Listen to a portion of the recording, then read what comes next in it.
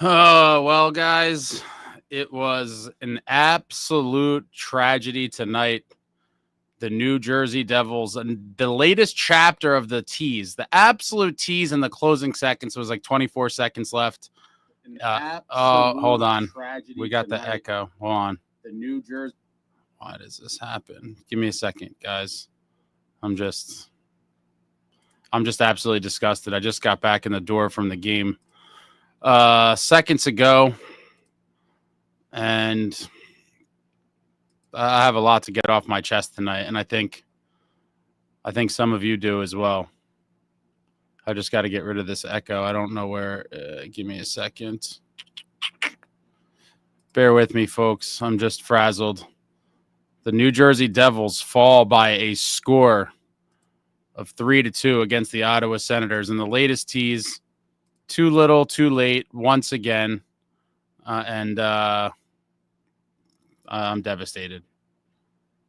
I am devastated. Welcome back, Devils fans. It is your host, Ace, here on Running with the Devils, where we are talking New Jersey Devils hockey all year long. Please hit the subscribe button, smash the like, share with a friend. Thank you very much.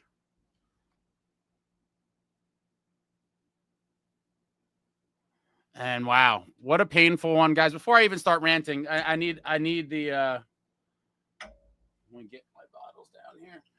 Win or lose, we booze. I need the booze immediately. Going with the Dirty Devil vodka, the official vodka of the great Martin Brodeur, and the medicine I most desperately need at the moment. My God, I mean, with this team, I have a lot to say tonight. It's time to just be realistic with this team. Cheers to all you guys for coming out on a Saturday evening after the most recent tragic Devils loss. And it's unbelievable. I mean, there's just so much to get to. But I guess we'll just get right into it. Obviously, some lineup changes before the game.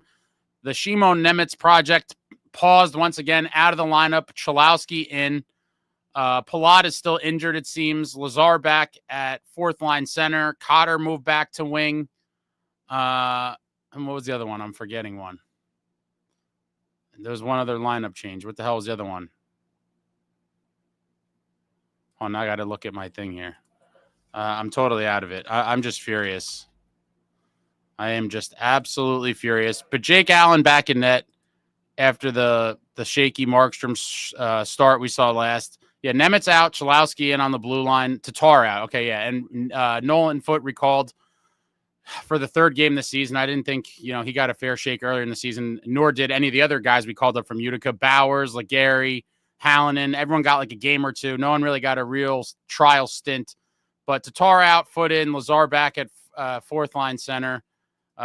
We get to the game and, okay first period. I thought it wasn't beautiful, but 6 shots for the Devils, 7 for Ottawa in that first period. Lazar made a crazy save on an empty net, saving a goal early.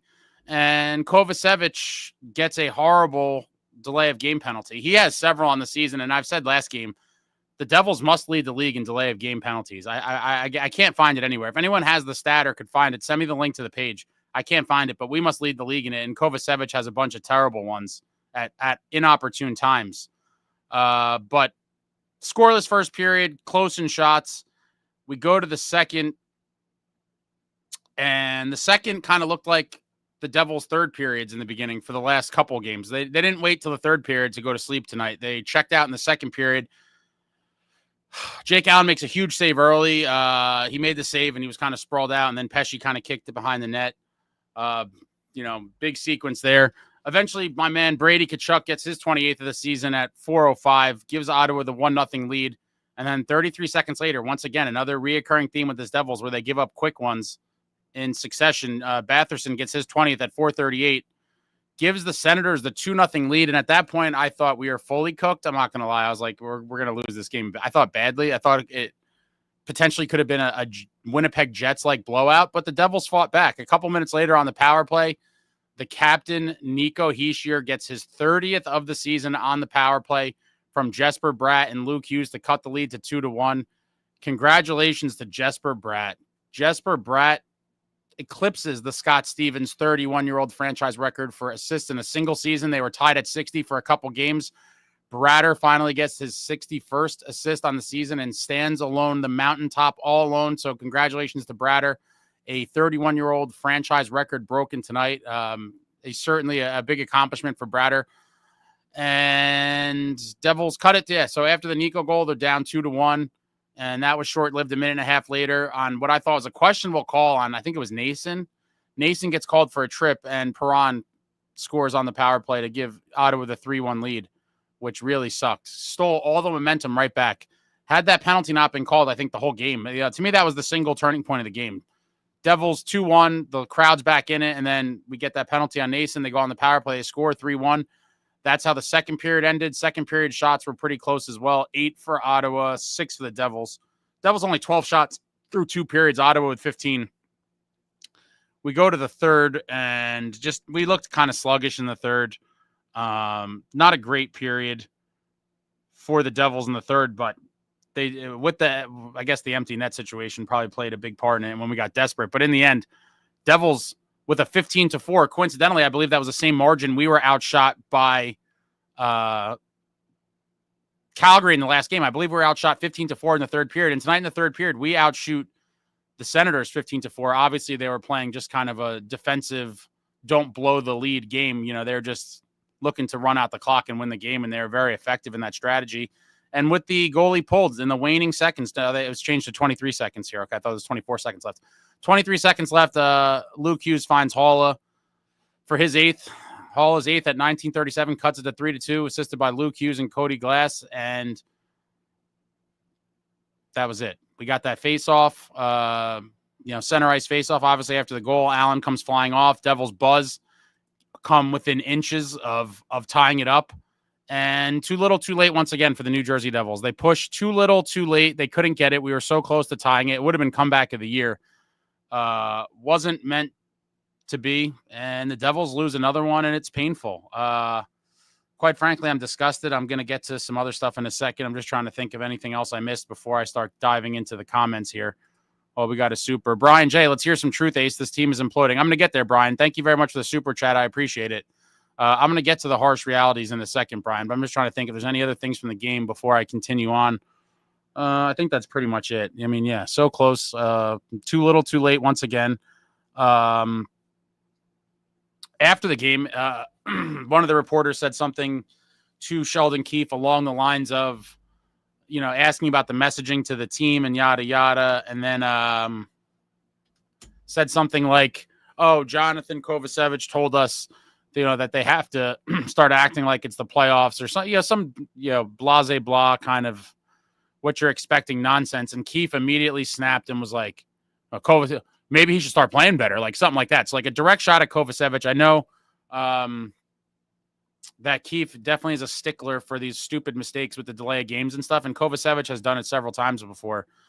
But in the end, I hate to say it, my super, super optimistic outlook was definitely impacted tonight.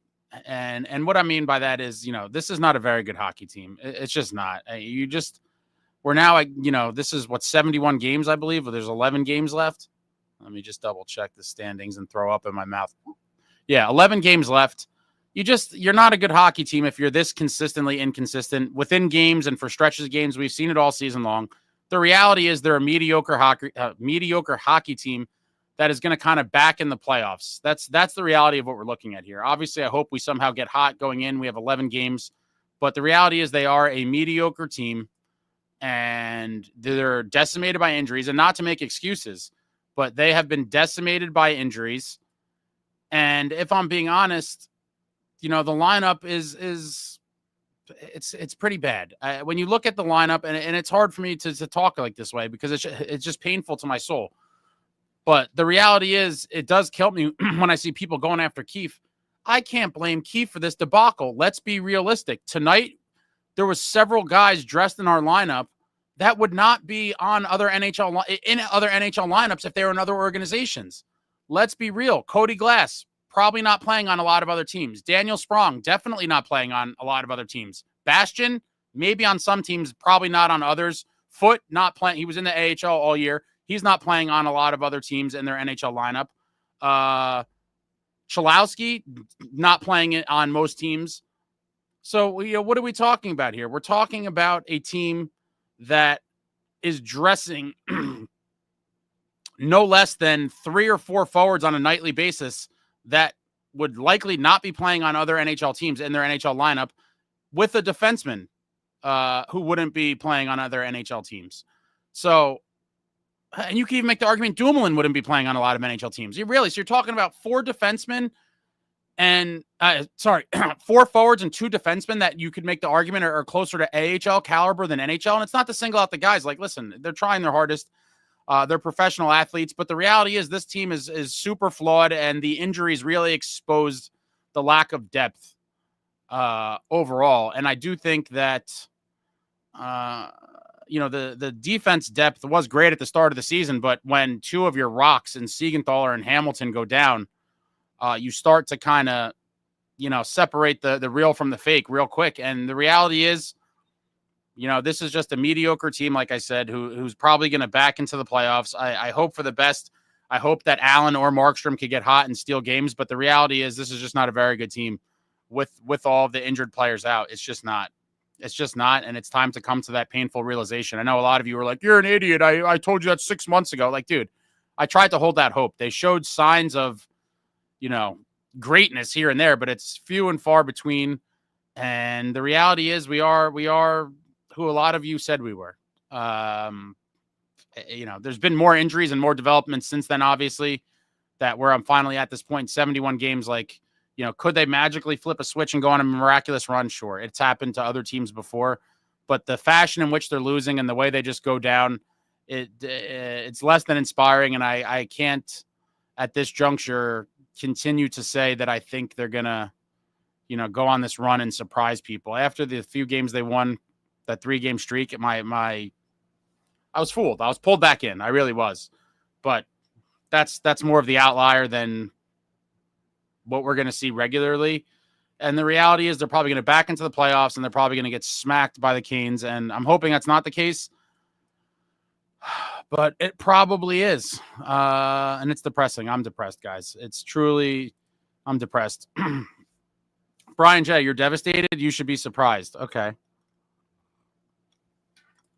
Zupamaki, dooming became the reality for you, NJ Devils. Fire everyone and rebuild. I mean, we're way past the rebuild. We have core pieces. It's more of a retool. And it's not so easy to fire everyone and rebuild, but definitely certain people should be fired. BC says, Harrison Blitzer are your typical private equity pigs who could care less about the product as long as the product is earning them revenue. Yeah, and again, I heavily suspected that and talked about it last year when we sat on Dougie's $9 million of LTIR money. And then and then it happened again this year with an even bigger number. It was like 13 million or whatever it was between Jack and Dougie. You are not realistically trying to do everything in your power to win as a professional sports franchise if you have that mountain of LTIR money and you do not use it. But again, I talked about this on the last live. The majority of their customer base in The Rock, they don't even know what LTIR is. And so they're not outraged like you and I are, BC, and some of the other more knowledgeable people here. They're not outraged because they don't even know this is a thing. If someone sat down and explained and painted the entire picture of what's happening, they may or may not be outraged. But in the end, these people aren't diehards, the most of them. There's obviously diehards at the games. But the average fan base is a family, however old they are, younger kids and college kids, young 20s, mid 40s, everything in between, the elderly people. And it's just a night out for them, and it's an escape. It's, the Devils game is just, a night at the movies to them. Obviously, it's way more than that to me, and it's way more than that to a lot of you. And that's why we are diehard fans. The majority of people are not diehard fans, and the majority of people are not educated whatsoever. And so you could sit on mountains of LTIR money, not use it, and in the end, the very few will be outraged. We're very much in the minority because most people don't even know what it is. And that's just the sad reality.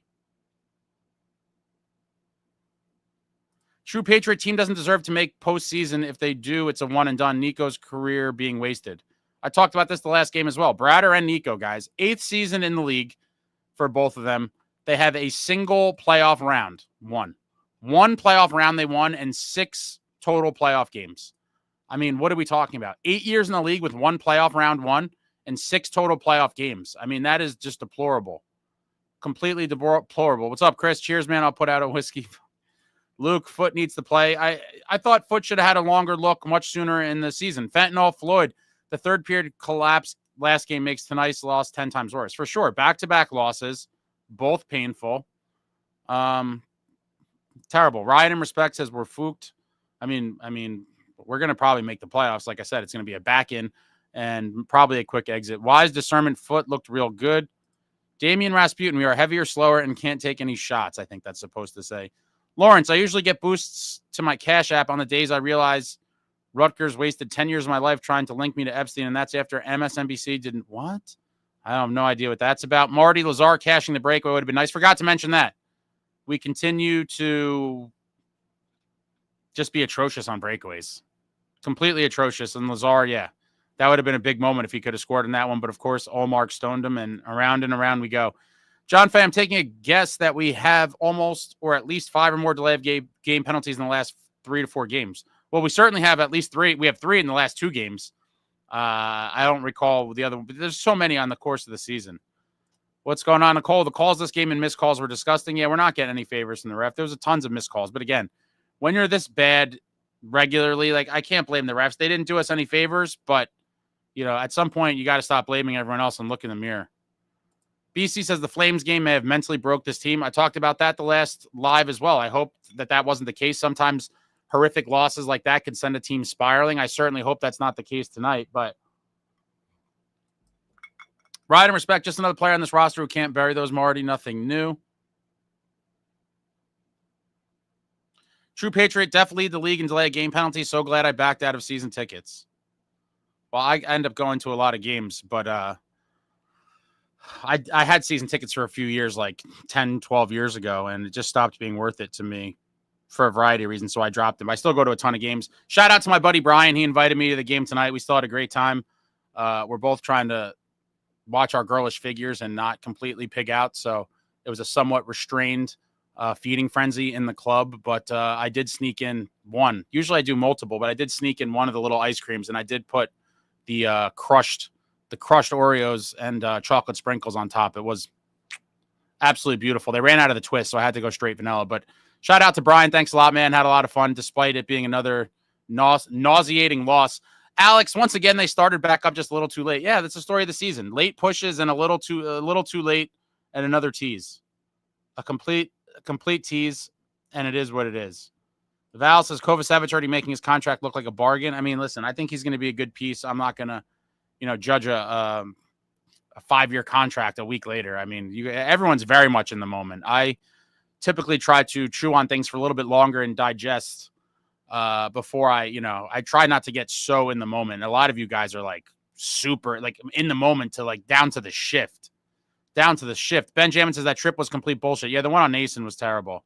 I didn't like that one at all.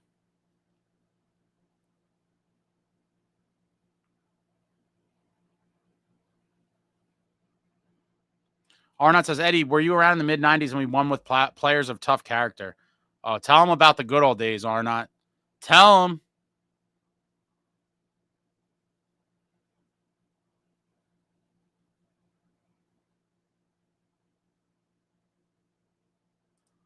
Zupamaki, teams know how to play against us and shut us down, and Keefe doesn't adapt. It's appalling. The reality is, though, this guy has half of his team are AHL players. I think a lot of coaches around the league would have done far worse with this roster. I'm not trying to make excuses for the guy, but, I mean, let's be real. Look at his roster. I mean, come on. I do have plenty of bones to pick with him about lineup decisions and certain things and not calling timeouts and whatever else. But in the end, overall, I do think he's a pretty decent coach, and he got a raw deal with a less than stellar roster, or at least it was revealed to be a less than stellar roster. It's a little, I guess, halfway-ish through the season when guys just seem to fall off a cliff, like Halla and Bat. The bottom 6 just weren't producing at all, and on top of it, You know, he has a GM that did nothing to really help him outside of pick up a bunch of spare parts at the deadline, and then people are supposed to applaud it and, you know, not call it for what it is. I'm certainly going to call it for what it is. Michael, terrible game. I was there, not happy whatsoever. No chemistry, ref suck, and no heart. It's a pretty good synopsis. Chico, team needs a retool, new GM, keep Keefe, Nico, Jack, Luke, Timo, Bratt, and reevaluate every other single player on the roster.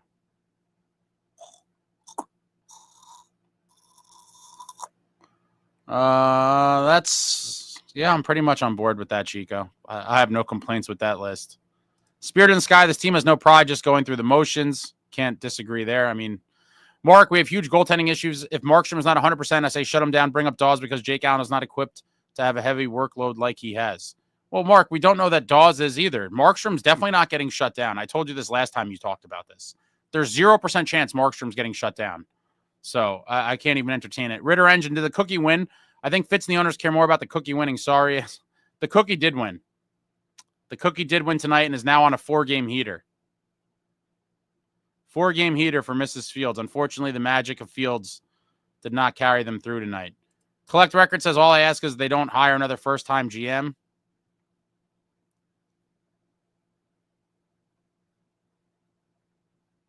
Chico, they're a mid-team, well-coached with good goaltending. Fitz gutted what made this team special in 22-23.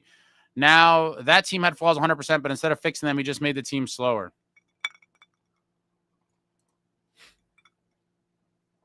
Brian, we'll never have another Brodeur net and never have another Lou Lamoriello GM. I mean, that's the truth, right? You're talking about two all-time greats at their positions, goaltending and general manager. And no, we will never see another one of either one of them. Cristiano, it's a bad team. Second place, Tom built a bad hockey team. He's trying to build the 96 Florida Panthers. Chico, Cody Glass has been admirable so far. Great pickup, but the fact that Cody Glass was a good ad should tell you all you need to know about how this roster was constructed. And that's my point. Going into the deadline, I said, when you look at the bottom six, the bar is very low for what would represent an upgrade. And to your point, Chico, it's like, yes, Cody Glass is an upgrade. And then it's like, wait a minute. And then you look at Cody Glass and you're like, you know, not to knock him, he could be a good bottom six piece of this team, I think, for several years. But you're like, if that's an obvious upgrade, what does that tell you about the state of your roster, more specifically the bottom six heading into the deadline day? It tells you that it's a complete mess, nothing short of a calamity. And it is what it is. I mean, this is just going to be another season, you know. Yeah, we'll probably make the playoffs and get smacked out early, and the carousel goes on. Completely terrible.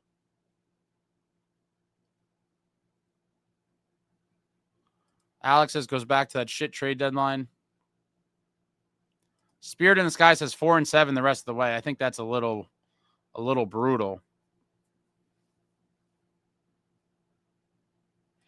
Devil says, here's the delay of game link. If for some reason it's not showing the link, Devils 25.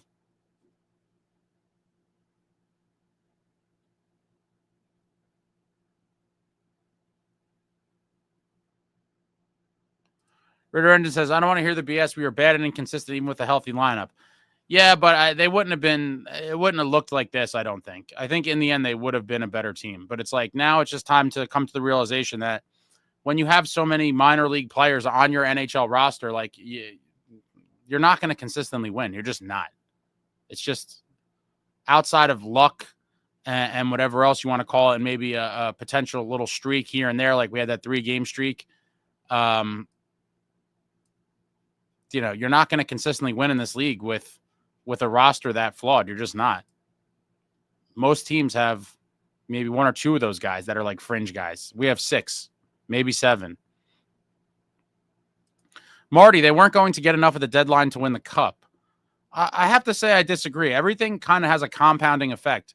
Had we gotten a guy like McCann, again, I'm just using a few random examples. McCann, O'Reilly, you know, even a Donato, just something of more substance, in addition to Glass, I think would have had a ripple effect on the team and would make them a much better team overall than the team we saw tonight.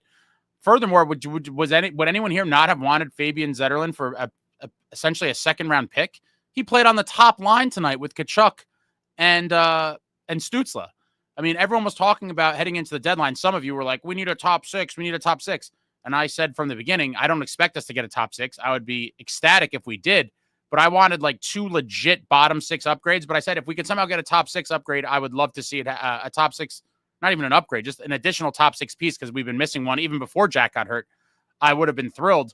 And a lot of people were like, oh, Zetterlund would be a great bottom 6 guy. After he got traded, he would have been. And I was like, bottom 6 guy on this team, on the Devils, at the deadline, I was saying from the beginning that Zetterlund would have been a top 6 guy on our team, or at least I would have given him the chance to be. And there he was tonight on the top line with Stutzle and Brady Tkachuk. I mean, wow.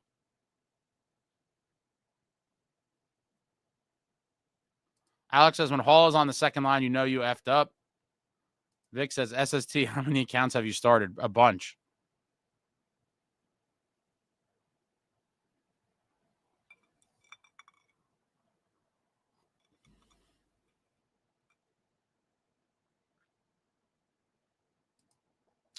Woodson says we could have $100 million in available cap, but you don't win trades if you don't have good players to send back. There was moves to be made, though. We could have put the next year's first in play. We could have traded a Nemec or a Casey, as much as most of you don't want to trade either one of them, and I understand. At this point, I mean, it's too soon to call it, but you'd be lying to yourself if you're sitting there not somewhat worried about the whole Nemec situation. I think his value is substantially lower than it would have been last year. And even if he does turn out to be a good defenseman, which I think there's a very good chance, I think he does turn out to be a good NHL defenseman, whether it's with the Devils or another organization, I do believe that he could be a good NHL defenseman. It doesn't change the fact that drafting him with that number 2 pick was definitely the worst, or not the worst, but I'll say a very bad miscalculation by the Devils at that time. This team looks much better with Logan Cooley or Shane Wright drafted with that number 2 pick. Or what I really wanted to do at the time was trade that number 2 pick for immediate help. And there was some rumblings that we were potentially in on Matthew Tkachuk at the time. Who knows, the validity of it? I can't say. I don't know. I didn't really care to dive so much into it. But trading that pick in a package to bring back an immediate impact player was my preferred route at the time. And if you weren't going to do that, then like I said, drafting a very good long-term center in either Shane Wright or Cooley would have been the way better move to make. But here we are. Who knows what the hell, how this ends up. But if you're sitting there, trying to convince yourself that it's not concerning, then you're completely delusional. Traveling Devil says it's easy to shit on a team all season. Cristiano should be on a 4-game losing streak if not for Allen heroics. For sure. That Columbus game, we would have got rolled with most other guys in net. Mark says, why did Lou get let go again? I'm sure he couldn't have done any worse than Fitz. I'm pretty sure they tried to frame it as like it was like an amicable divorce. I think that the first kind of thing that set that in motion was when at the time, he was the president and general manager of the Devils. And I think they removed the general manager title and he was just the president. And that was kind of their way of nudging him towards the door. And obviously he didn't like that. And, Lou, if Lou doesn't have the franchise play by Lou rules up and down pretty much for everything, he's like, no, Lou needs full control. But I understand, why he operates that way. He lives with his convictions. He wants to do things his way. And in the end, while you could knock his recent record, even though his record with the Islanders is much better than the Devils in that same time frame. I mean, you just go look at the playoff runs they went on. We wish we went on those playoff runs. But, Lou rules with an iron fist. And if it's not Lou's way, it's the highway. And you can't argue with a guy that won 3 Stanley Cups. I mean, you just can't. Chico, Foote should have been called up at the end of January when you rightfully pressed the panic button. Ace, a testament to Fitz's failure. Yeah, it's hilarious, Chico, that you bring it up again, because people were freaking out way before I was. And I kept saying, listen, I am still assessing all of this. It's too early for me to freak out. People were doing it much earlier. And I said, when I feel that this has become more than just a little blip on the radar and it's a little more than a mid-season hiccup, then I will, in fact, press the panic button when I feel necessary. And I did just that, as you pointed out, at the end of January, after that absolutely tragic weekend. Back-to-back losses. I think it was actually back-to-back days as well. I think it was a Saturday, Sunday, if I'm not mistaken, against the Flyers and the Senators team, back-to-back losses. I said, I had enough. This is something deeper than just a little mini slide or a little rough patch they're going through. I was like, shit is philosophically not going right here. We need to, and I hit the panic button because I haven't watched the panic button video in a while, but I believe what I said in the panic button video is, while some of you are still going to think this is early, if you don't hit it now, you're then looking at what? Waiting till mid-February, and then everything gets tighter, and now, the trade market's heating up, everything's super, and it basically exactly what happened. I said, if you don't press it now, you rather press it a little early than be too late. And I thought that when I put that video out, I thought that was the perfect time to try to go to market and make some things happen, because if you don't, it's going to be too late. And as a result, we've been pretty much sliding ever since. Ben, Ace, that is the pivotal comment. They will be able to continue to squeeze the turnip as long as the moviegoers keep buying tickets. Yeah. It's a night at the movies for most of these people, guys. They're not sitting here venting on a YouTube channel at 11 p.m. and I appreciate each and every one of you. Cheers to all of you that are out here with your boy Ace. But most of these people aren't doing this. You guys are hardcore. You're watching me talk about the Devils suck in my studio. Most, there's 100 and however, I can't see it. So probably 100 and something of you in here, maybe. There's 18, 19,000 people at a hockey game. They're not on this YouTube channel. They don't give a shit after the game. It doesn't affect their mood. They go home, watch TV, drink a beer, play with their kids, whatever they're doing. It's out of mind. It's just a mindless event for them to go as a form of escape. Like I said, just like the movies. And they're not that deeply vested in the team like most of you in this chat room are. That's the reality. We are the vast minority of people that care too much. That's our problem. We care too much as a hardcore. True patriot. Travis Green laughing all the way back to Ottawa. I'm sure he is. I'm sure he may have gotten a Gatorade bath in the locker room after that. I'm sure that felt, very good for him. And, they're going to the playoffs. And crazier, you look at Ottawa, Steos, the GM there, that's a guy trying to make moves and trying to, keep fans happy, keep his franchise player, Brady Tkachuk, happy, more importantly. And they had themselves a deadline day. They bring in Cousins, they bring in Zetterlund. I mean, those are moves for teams trying to win. And look at what the Senators have done since, trying to firmly get a grip on that number one wild card spot. Let's just see. Yeah. They're trying to get that cemented in for them and make the playoffs for the first time in 8 years. I mean, wow. What a story for the Senators. Their fan base is going to be jacked. Furthermore, they are a tough team. When you're later, God, guys, when your leader is Brady Tkachuk and plays the way he does, it trickles down. It really does. And again, not to beat a dead horse, this is why your boy Ace, and many of you flamed me for it and said, you overvalue him, this, that, and the other thing. The guy is a heart and soul guy, a winner. I've been watching this sport for 30 years. 30 years. And I'm not saying I'm a know-it-all, but I know a good amount. And those are guys you win with. Those are guys you go to war with. Those are the guys you want in the foxhole with you, in the trenches and playoff battle. The guy that's going to do anything to win. Fight a guy, run a guy over, run a goalie, make a big pass, make a big goal, whatever it is. Brady Tkachuk is a fiery warrior. And when I talked about him for a while last season, lots of people were chirping me like, oh, you overrated this guy, blah, blah, blah. And then you fast forward to this year, to the Four Nations, and all of a sudden it was like an epiphany. For all kinds of people were coming out of the woodwork. We need Brady. Brady's awesome. No shit, Brady's awesome. I've known it for years, and I've been talking about it on this channel for a long time. Those are the types of guys you need. They're few and far between. Few and far between. There's not just Brady Tkachuk's growing on trees. No, they're not. But that is a guy that is going to bring his team and continue to keep pushing the envelope. I'll tell you this. There's a lot of like little nonsense within the game that you don't necessarily... there's like games within the game and just little things that I always like to observe kind of behind the scenes that you don't see on television. One of the great things that you could pick up while you're at a game. He's very vocal and he is a leader's leader. On one of the, I forget which one, but on one of the Devils penalty kills, Devils power plays when Ottawa was on the PK, anytime someone did something small, whether it was get in a lane, get a stick on a puck, block a shot, dump it, Brady and the rest of the guys are leaning over their bench, smacking their sticks on the boards like a lot of teams do when guys fight. When do you ever see the Devils do that? I can't recall the last time I saw that. And it's just stupid. People might think it's a stupid, insignificant thing, but it's not.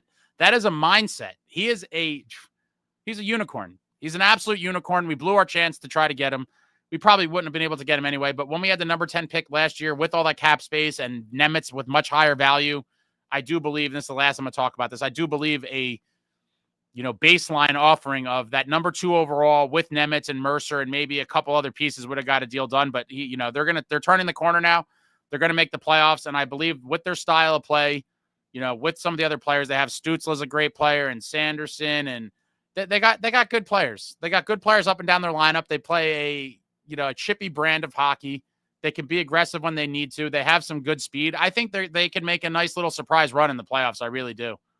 It wouldn't shock me at all if they made it to even the Eastern Conference Finals. Turco, what's up, my man Brian? At least the ice cream is good. That ice cream always delivers. The vanilla, you got to let it melt a little bit, and then you put all the crushed up cookies. Pff, delicious. Nicole, we passed way too much before we shoot the puck. It's infuriating. Tonight, it did seem like the extra pass attempt was there a lot. It was just too pretty. It did seem like that a lot tonight. They were making that one extra pass. Just like fling it on net. Fling it on net, man. Just stop trying to make the beautiful backdoor where the guy's going to get a wide open net. It's not working out. Go to plan B. Just fire rubber on net. Khalil, if Lazar would have made the breakaway, would the game be different, Ace? Yes, of course it would. That's 2 games in a row where failed breakaway attempts, couldn't have, didn't swing the momentum in our favor.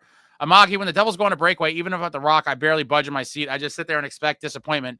Devils on a breakaway are like if Bedard went for a hit on Zadorov. Oh, man.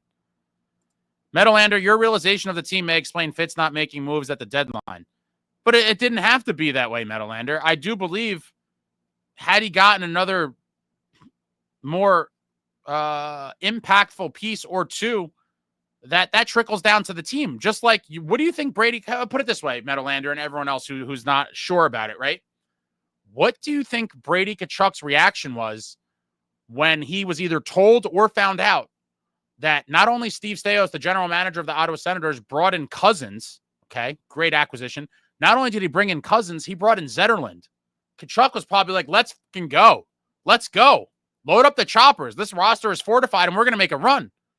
On the flip side, on the polar opposite of the world, what do you really believe, or how do you really believe that jesperbratt and nicohischier reacted when they found out that Fitz's deadline day haul was Daniel Sprong and Cody Glass? Sit there and think about that. Really think about that. Again, I talked about this the last stream as well. Players are not dumb. Players are not stupid. They know exactly what's going on. And I just painted the picture of 2 very different franchises with their methodologies and very different deadline days. The Ottawa Senators over here, Cousins and Zetterlund, and the New Jersey Devils, Daniel Sprong and Cody Glass. Let's be realistic. And if you don't think that has an impact on a team, you're sadly mistaken. Oh, thanks for the reminder, Vic. Smash that like. Hit the thumbs up for your boy. Thank you very much. I fell way back. I got to skip ahead. Sorry, guys. The Weightlifting Lab. First off, R.I.P. Big George Foreman. I'm a big boxing guy, so yeah, rest in peace, George Foreman, former heavyweight champion of the world. He made a hell of a grill. Always loved watching Foreman.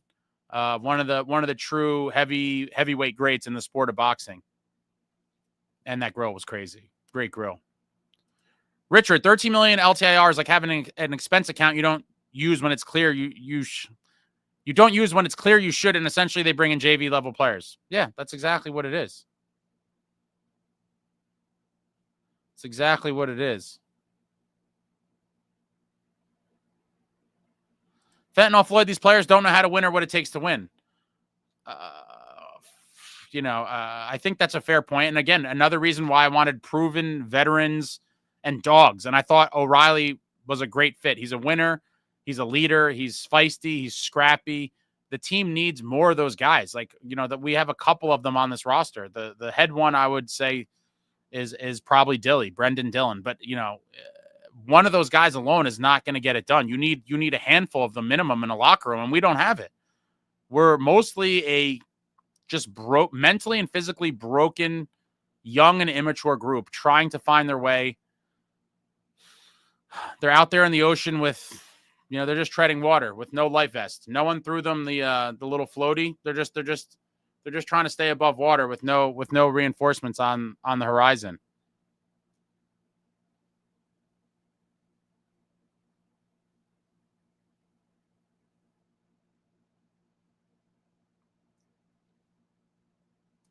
Sunrise Art Cinema, Randy McKay, Holik, Breland, Needs, Rafalski, Lemieux, Stevens, et cetera, et cetera, et cetera. The amount of winners we had was insane. There's no comparison, Sunrise. If for anyone, it's comical if you compared the roster of this Devils team, even for the past however many years you want to do it, past 5 years, whatever, to any of the Dynasty Devils. And we just had character, veterans, winners up and down. Even a guy like Grant Marshall, right? A deal Lou made in the 03 season to bring Grant in. We don't even have a guy like that. Like, who's our Grant Marshall? Totally. And again, love Grant Marshall. He wasn't a higher end piece per se on that 03 team, but he was a depth player that had a role and he played it damn well. We don't even have guys like that. And that's partially because of a function of what the league has become over time. But like, when you compare the rosters, there's no comparison. There's literally no comparison. We had so many guys, and you've named a bunch of great ones right there. There's nothing like that. It's completely lacking. The guys do exist. You got to go out and find them. A guy like Olivier in Columbus, total gem. Obviously on the higher end, Brady Tkachuk. But again, O'Reilly, I thought could have been a guy like that. I thought Marchand would have been great for the Devils. Probably unrealistic because he probably wouldn't have wanted to come here because of the dysfunction. But they're clearly lacking all of these things. Jerry says, can we all admit now that Keefe was a downgrade? No, I'm not gonna say that. I'm gonna say this roster with the injuries is just laughable.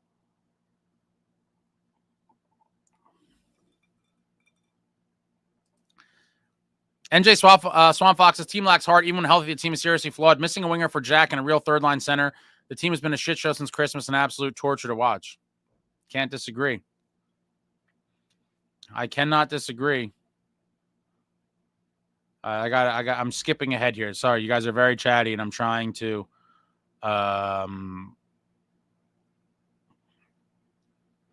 get caught up somewhat. Mark, this team is not a team. It's a bunch of guys earning paychecks. Only guys that care are Timo, Nico, Brad, and Nason. You're probably forgetting a couple guys, but, point well taken. A small percentage, I would agree with that for sure. Completely agree. Celluloid is complaining about the Kovacevic deal. I'm way too early to judge that. You guys want to bring out the pitchforks after a week. There's plenty of more other things, more pressing issues to be enraged about other than Kovacevic's contract. True Patriot, I could see him going 4-7 the rest of the way. I really hope not. Brian, let's talk about Luke getting punched. Oh, yeah, totally forgot. Again, with the missed calls, but the most egregious one was in that scrum in the corner when who was it now? My mind is blank. It may have been Stutzle. Somebody just straight up, it was like a little scrum and a little pushing and shoving, and someone just straight up, I think it was Stutzle, but if it was someone else, correct me, I don't remember. Just straight up, just jabbed Luke in the face in his head, and you could see the shock in Luke's face, and he was like, and there was no call there. I mean, that's a complete missed call. How do you not get in a standard scrum when someone just gets a clean punch off? 9 times out of 10, they're going to call that, but not for us. We don't get those benefits. We definitely don't get those benefits. True Patriot says would have loved Zetterlund. I think most of us would have, especially for what he cost. But Chico says those complaining about Keefe do not understand what's happening. Give the same roster back to Lindy Ruff and watch them lose every game 7-2. His defense system is the only thing keeping them in games.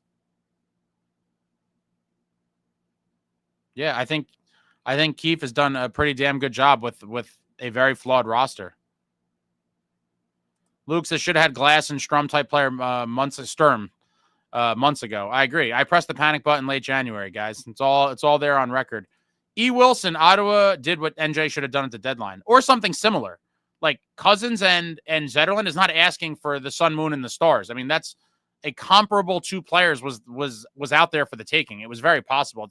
And the fact that there was rumors that we tried to get Rant, and it makes it even more psychotic, because I think that would have been a complete disaster if we somehow got him. Disastrous move. But I didn't even want the superstar name. I know a lot of you in here were like, oh, get Rantanen, and everyone just, just chasing the huge names. I'm not one of those people whatsoever, and I don't think Rantanen would be a good fit, and I think his money is ridiculous. But, we weren't on his list of 4 teams he would have wanted to sign with. So had we landed Rantanen, we would have been in the same situation as the Canes, trying to flip him again and panicking because we found out that he wasn't going to sign an extension with us. BC, Fitz only invests in bargain basement trades during the season. The guy is so bad and he ain't going anywhere, unfortunately. Yeah, I think you're right. I think you are right.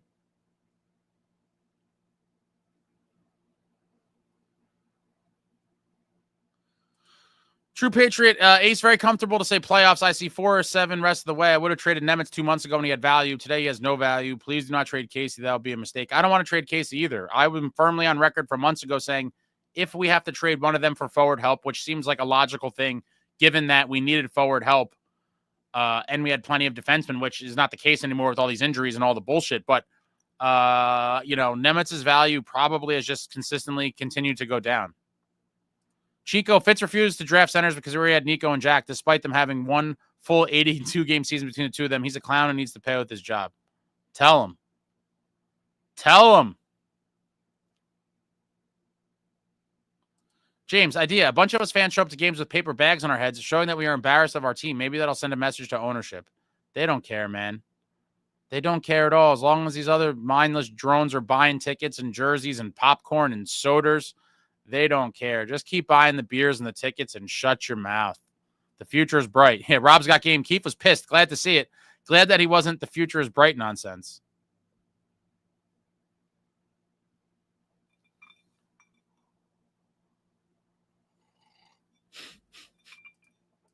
Fentanyl Floyd, misery loves company. Brian J says, I wouldn't have it any other way. Let's go, Ace. Some of you guys are you're a bloodthirsty crew. A bloodthirsty crew.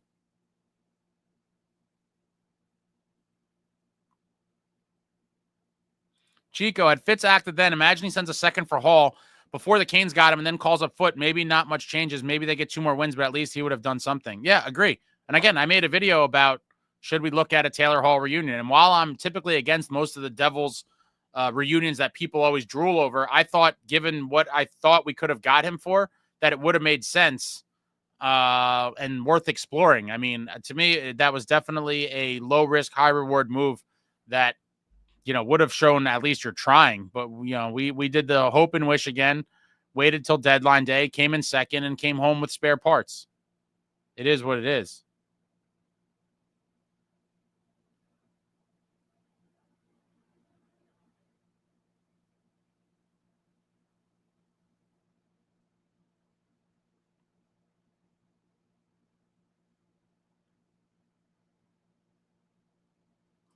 Nicole, the people sitting next to us sat there straight-faced the entire game. No matter what happened, blew my mind. People like that exist, and that is possible. Because they don't care. They're just killing time. It's just something, a fun night out. It's like going to a bar, like I said, the movies, whatever, a carnival. It's just a night out. It's entertainment. This is not life. This is entertainment. For me, this is life. And I know for a lot of you, this is life. New Jersey Devils hockey is life. As sad as it sounds. But, most of the people don't fit into that category. And that's why they're able to get away with this shit. Because in the end, the average consumer is not us. They not like us.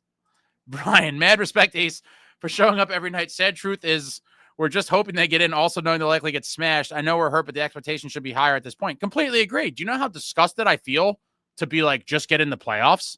It's disgusting. Absolutely disgusting. But at this point, I am so broken. I am so beaten.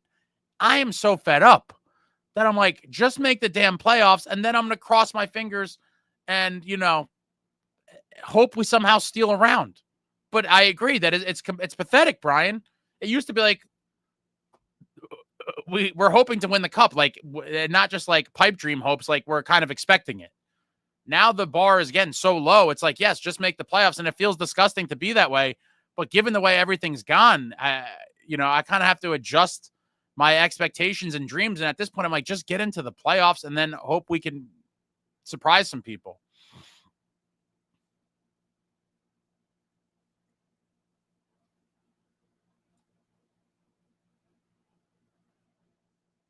Oh, that was the other thing I had in my phone. I put it in the chat earlier. Yeah, I did talk about it. Yeah, when they were talking to Keefe and Kovacevic said, you guys have to play playoff hockey. And he was like, yeah, he should play better. And that was like maybe one of the most blatant or obvious signs of frustration I think I've seen out of Sheldon Keefe in one of the post-game press conferences. Usually very even-keeled, very little emotion shown. He might say some kind of pointed stuff, but there's never really like any sort of real emotion behind it. Like that was the first time that I was like, whoa, he two-handed Kova. He was like right under the bus. Johnny Kovacevic, you go. But listen, I kind of feel his frustration too. And, it just so happened that the reporter served up a quote from Kovacevic. So that's the guy who got the two-hand. But wow.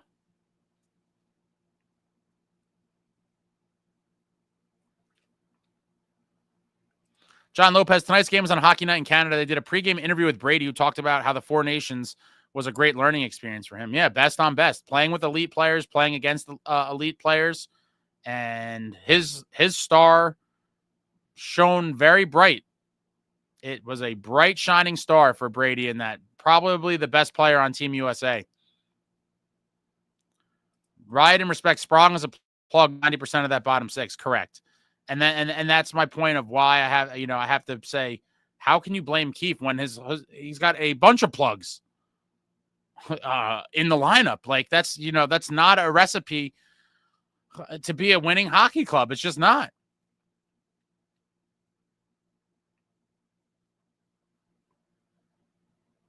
Yeah, Michael, we did bring it up. Fentanyl Floyd, the team probably thought Fitz is punting on the season again. Correct. And that has a negative impact on players. Again, Nicohischier and jesperbratt have been here for 8 years. When you hear that deadline day, you're like, what the was that? And again, Brady was probably popping champagne with some of his teammates. Staios believes in us. We're going on a run. We just got Cousins and Zetterlund. Let's go. It's the tale of two deadlines. Daniel Walker, there's no emotion, no knuckles being thrown when Luke gets punched in the face. Where the Dano and Stevens missed those years. I also believe that we do have a couple of tough guys on the team, like Dylan and, Cotter, Nason. I do believe there's like a no fighting policy that Keefe put out there. We just haven't seen any signs of the violence, and sometimes you need it. Insane Pollock, let's not act like the Devils not coming out for the second or third period and hit the like for Ace. Thanks a lot, man. That's pretty funny. Man, Tom Fitzgerald, pathetic. I'm depressed and ashamed. I think that makes a lot of us. Vic, Nico and Brad are fantastic players, and I'll bet they weren't pleased when Fitz got the players he got. Agree with that take, Ace. I think any logical, educated fan would.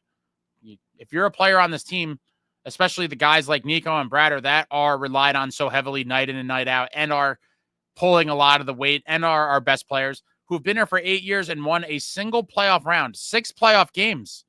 That was an underwhelming deadline day. And, amongst each other or to their, spouses or whatever, they're probably like, what a slap in the face. And I said that on the deadline day. I got very heated on deadline day because that was just piss poor.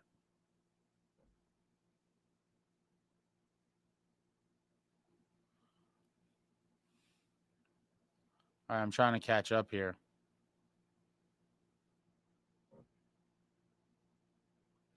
Dogzilla, 2 things. Devils likely win the last 2 games if they hadn't shot themselves in the foot with soul-crushing, dumb penalties deflating their momentum. Yeah, the penalties are bad. Delay of games, awful. But I do think that call on the Stefan Nason trip I thought was complete bullshit. And they scored a goal on it, and that's a huge swing right there. To go from 2-1 to now 3-1 heading into the third, that was kind of, it was the game-winning goal. So, it's all you really need to know. It was the game-winning goal, and it was really a gut punch to the team at the time.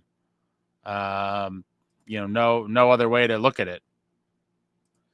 Chico, give Keefe the 22-23 Devils, and they probably make the Eastern Conference Finals. Give Ruff the 24-25 Devils and their lottery team. I 100% believe that. I'm not as down on Ruff as you are, Chico. I thought it was his time to go for sure.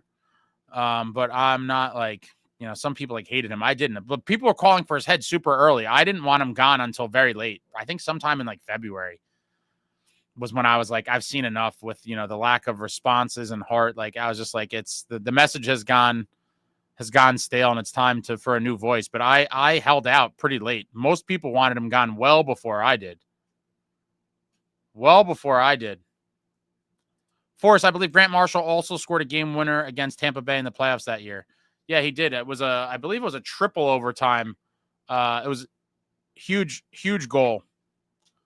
In game, I want to say it was game 2. No.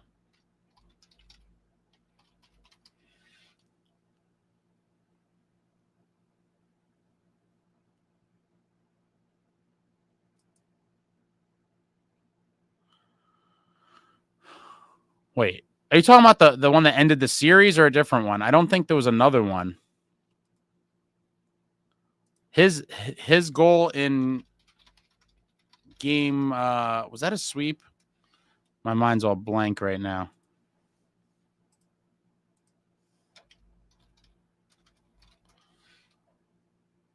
No, it was game 5. Yeah, it was game 5. He scored a series-winning goal. He may have had a regular game-winning goal too, but he had a triple overtime game 5 goal to get to the Eastern Conference Finals. Mark, Ace, the remaining 11 games, which ones do you legitimately think we could win? I just don't see us hitting 92 points. I'm going to say the same thing I've said all year. I think they could win every game. They're not going to win every game, but they're capable of winning every game within the game, and they're capable of losing every game as well. That's the type of team this team is. You never know what you're going to get. I thought, you know, I'm not putting this loss on Jakeallen, but he did not look like the Jakeallen of his previous few starts.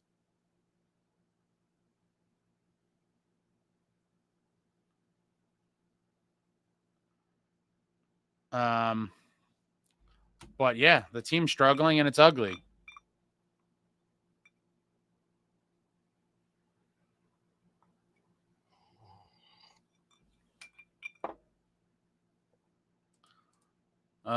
Yeah, Stutzle. Noah says Luke is soft. In other news, water's wet. It is what it is. Dogzilla, teams like the Sens have serious, passionate ownership, not clowns who treat the team like an afterthought, throwaway novelty toy. Yeah. The difference between an ownership group that truly wants to win and one that just wants to give the illusion of trying to win, but just wants your money. You know, and that's confirmed now for back-to-back years, sitting on a mountain of LTIR money.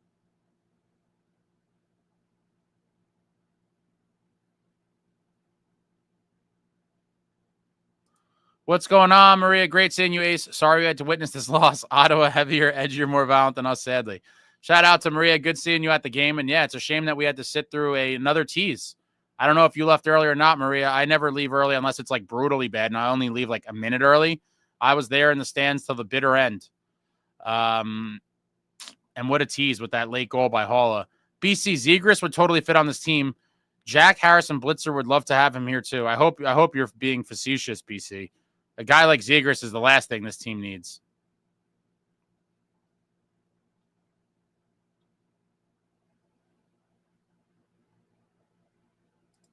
Traveling Devil, I'm depositing my apologies again for my 50-50 praise / whining about Dougie.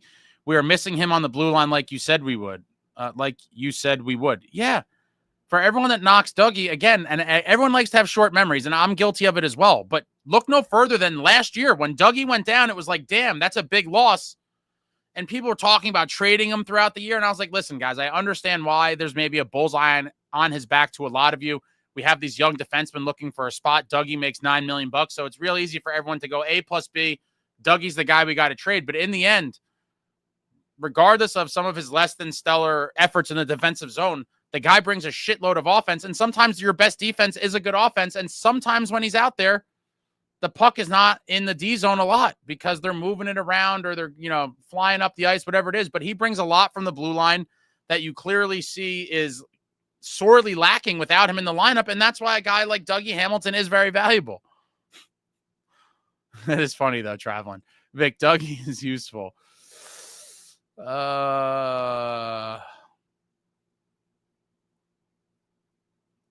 Noah says, remember y'all, the future's bright. Yeah, I'm tired about the future is bright.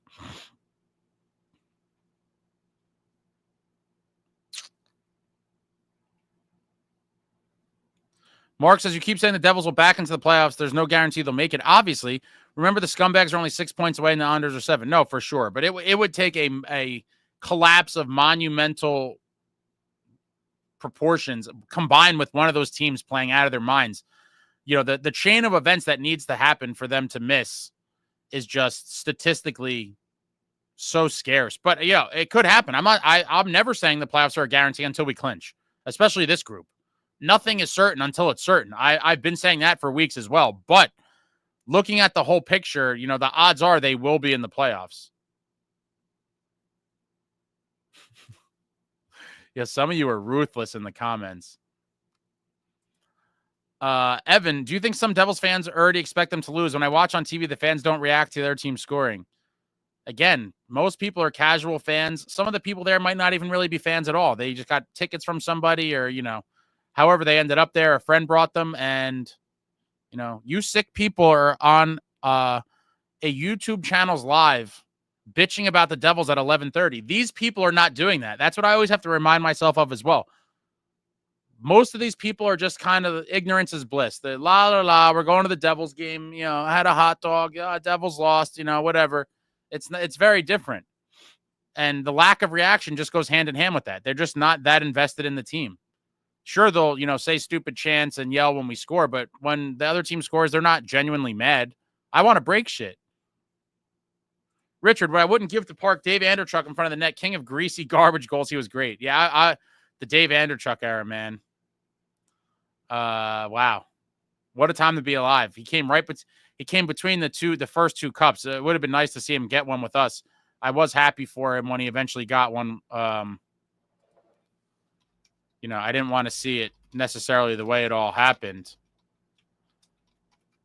But let me check something here. But Anderchuk was the captain, I believe, of the Lightning, the first Lightning Cup team.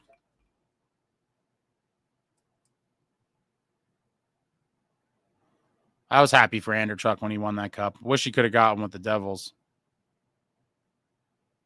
Collect Record says spare parts is generous. Fitz came home with a rusty-ass bent hubcap he found on the side of the turnpike. Man, you guys are...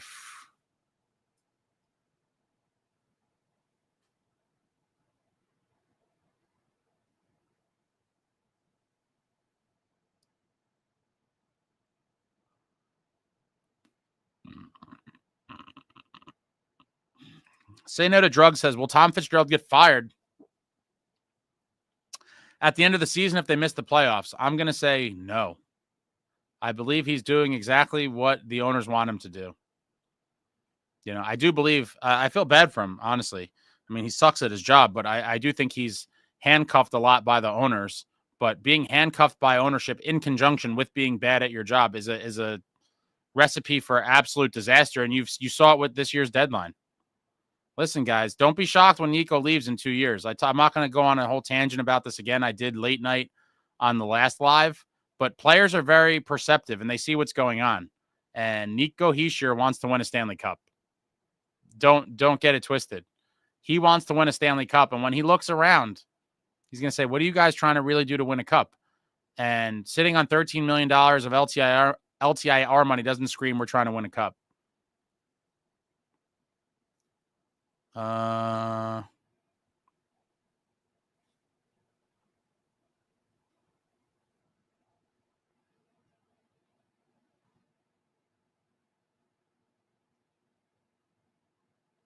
Goboro says, we took forever to get Ruff a tender. Could have had Allen in months before he came. Yeah, that was my first kind of huge big gripe with Fitz was, the whole world, whether it was the other teams themselves, other teams' analyst crew, national broadcast crews, every Devils fan with working vision, or at least in one eyeball, saw that the team was drowning because of terrible goaltending. And he admitted that he hoped and wished, had he gotten any sort of respectable NHL goaltender a month sooner, we probably would have clawed into the playoffs. But that didn't happen. We missed the playoffs. We got 2 goalies on deadline day. And it is what it is. It was a complete travesty, in my opinion. And I'll never forget that lost season. Bonzo, where's a Claude Lemieux when you need them? Yeah, Claude Lemieux aren't growing on trees either.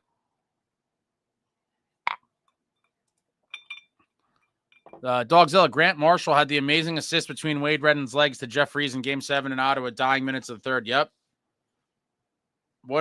He said it was lucky. He admitted that he wasn't really trying to do that, and it just kind of happened. But what a sequence of events. Marshall to Friesen to end Game 7 and send the Devils to the Cup yet again.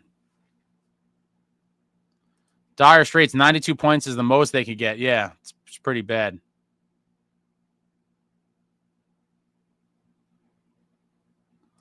Did you really think we were going to come back? I was hopeful. I mean, it's happened before. John Fay, real fans always stay until the final buzzer. I don't think I did for the. I think I left with like a minute to go, maybe 2 minutes to go in the Winnipeg game. Like, that's a game where there's zero chance. It's not like, oh, it's unlikely. It's like, it's impossible. Like, you're not coming back. And with the traffic in New Jersey, and now especially because I'm trying to get back and do a post-game show, that's kind of a little nudge for me to get a minute or two jump on the disaster that is exiting Newark, New Jersey.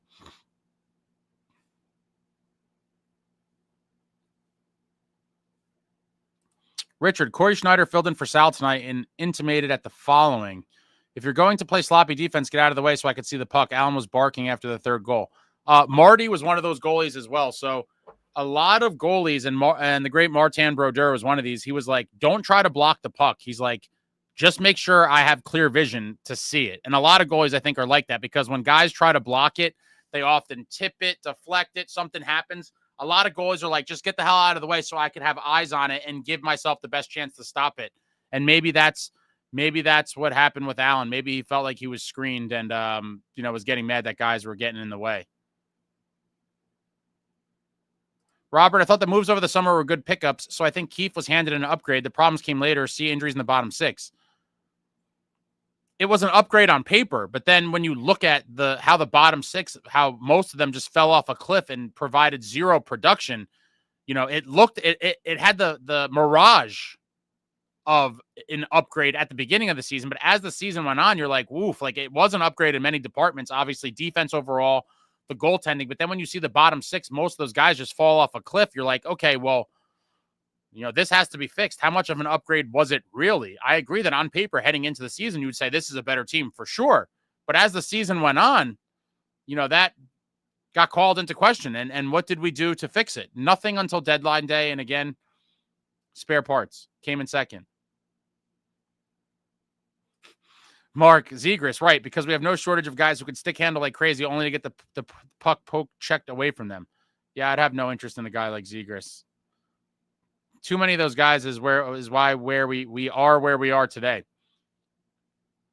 Nicole, December 23rd, 2024 had us fooled and on a false high. Yep, after that beautiful win over the Rangers that had fisticuffs, had a little bit of everything. That was a nasty game. We thumped up the Rangers and we were all flying high. And then they had the Christmas break. They actually returned to the Rock and beat the Canes on the 27th. And then everything seemed to go downhill the following day on the 28th with that home and home in Carolina. That was when Martin H. just dove on the ice and rolled around like he was shot by a shotgun. Ace, would you rather have Dougie or Carlson? Dougie easily. I despise Erik Karlsson.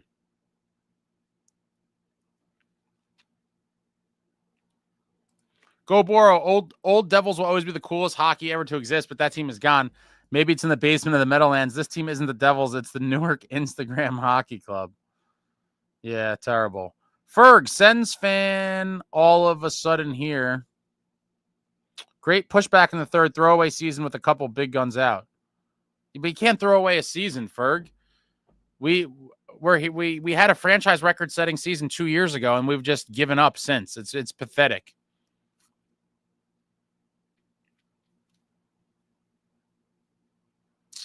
Traveling Devil, I'm kind of hoping Ottawa meets Florida in the playoffs. I'll try to go to a game if that happens. That would be a very fantastic matchup. John Lopez, at this point, I'm thinking beyond the season. Sad and sobering to wonder if they will win another Stanley Cup in my lifetime. I've talked about this before. I I used to think when I was younger, after that 03 Cup, I was like, I wonder, a couple times I was like, oh, well, they'll probably win at least a few more in my lifetime. And now you fast forward 22 years later, I was almost 18 when they won. I was 17 years old, almost 18 when they won that 2003 Cup. And now you're 22 years later, I'm almost 40. And I said this maybe even a couple months ago, I was like, now I'm beginning to wonder, like, people are like, when people talk about the future is bright, and there's a lot of them, they're like, don't try to win a cup this year. Try to win 4 in the next 10 years. I'm like, at this point, I would sign up to just see one more Stanley Cup win in my lifetime. And that's far from a guarantee. Ryan Fisher, Ace is right. I'm there watching them lose, and all these fat bastards care about is making the Jumbotron while stuffing their faces with hot dogs, beer, and popcorn, oblivious to what's going on. It's true. That's the client. That is the customer base. They're not trying to cater to the 50 of us complaining about not weaponizing the LTIR money. We are the super minority.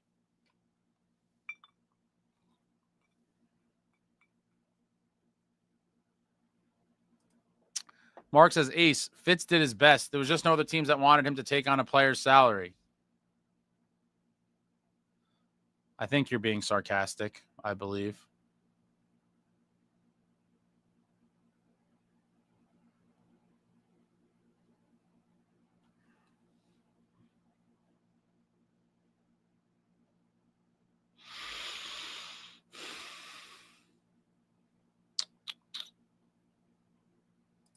John Lopez, Ace, whose sweater are you wearing? It's from back in the day. Can't see a number. Oh, John. You're such a silly man, John. How do you not know? I've talked about this. Maybe you're new. I forget. My apologies if you haven't.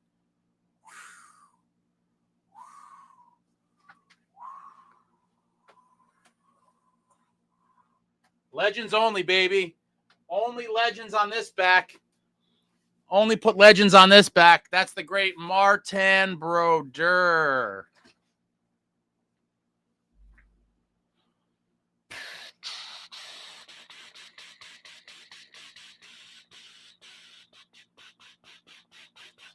Mark, Ace says that Devils have only 1/3 period comeback this year. Yeah.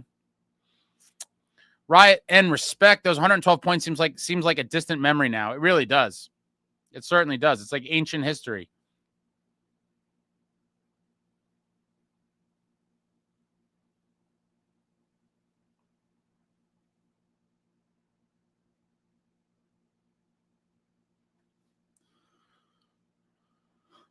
Koboro says, I asked this kind of serious. Maybe wise to try a different sport. I have too much of this team to give my heart to another NHL at least fully. Oh no, I'm just gonna be tortured annually until the day I die by the New Jersey Devils. I can never root for another team, and I certainly don't give a shit about other sports. This is it. This is it. New Jersey Devils hockey. Cape Dweller playoff team with fewest points was Washington with 91 last year.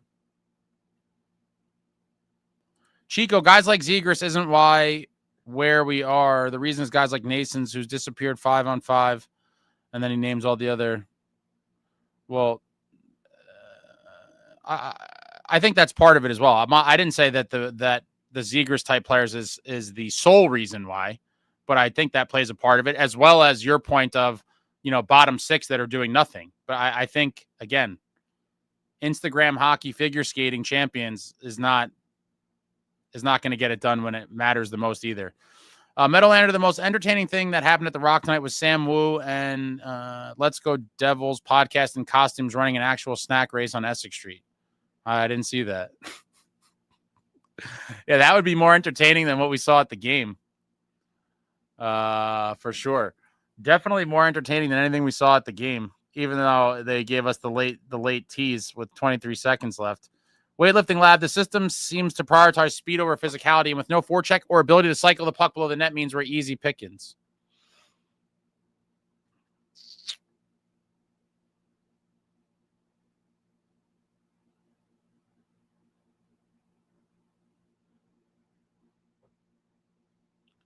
Ryan H., I was there disappointed again, worried for this team. Yes, I know we are missing players, but still. No, there's no excuse. There's absolutely no excuse for what we saw tonight or the previous game. Foote, I'd have to go back and watch. He didn't stick out to me in an overly positive or overly negative way. I think he has potential, and I thought he should have gotten a longer look earlier in the season. I'd like to see him stick around. Chico, Devils are top 5 in hits and people still think they're not physical. This is what I've been saying. Narratives take over for facts. Chico, hits alone does not make you a physical team. Stop it.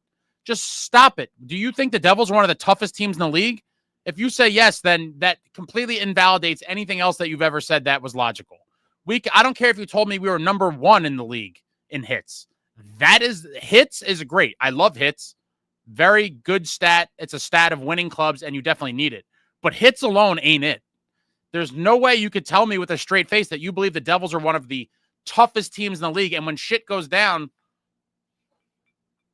or are they running guys over? Are they doing all the dirty things in the corners? Are they, getting in the goalie's face, running over goalies? Hits alone is a good stat, but that is not the true barometer, in my opinion, of toughness. And if you think the Devils are a top 5 team in toughness, you're crazy. The cookie did win tonight. Say no to drugs. Got proof of that, Chico. Even if he has the proof, hits is great. Again, it doesn't. There's more than to toughness than just hits. Chico, if you watch the games and you believe the Devils are one of the toughest teams in the league, I don't know. Nicole, I don't know how people invest this much energy into more than one sport. I think most people, I'm trying to think if I have any friends that are like diehards of multiple teams, maybe a couple, but most people have like their main sport and then they're like casual fans of other teams and other sports. But I don't even watch other sports really. I mean, boxing and UFC, but and occasionally an NFL game, but very, never, I couldn't even tell you the last time I watched a full NFL game either.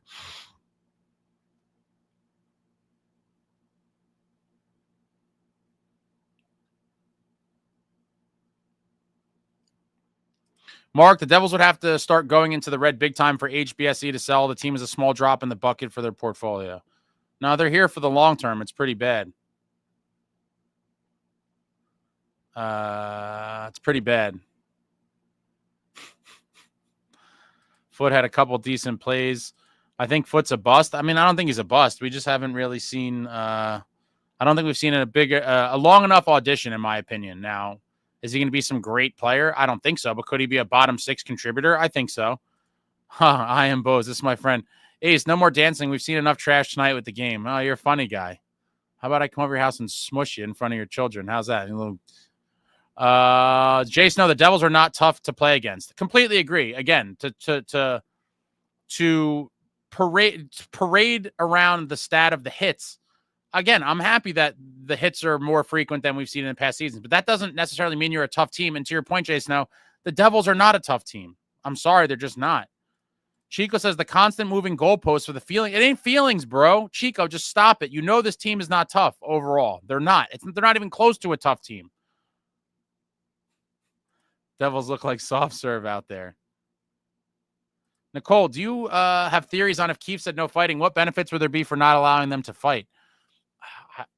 It is I don't know if it's necessarily a theory, but I've thrown it out there that I think he may have done that because we led the league in fights earlier in the season, and then they just disappeared like, they got extinct like the Tyrannosaurus Rex. Devils fights failed to exist.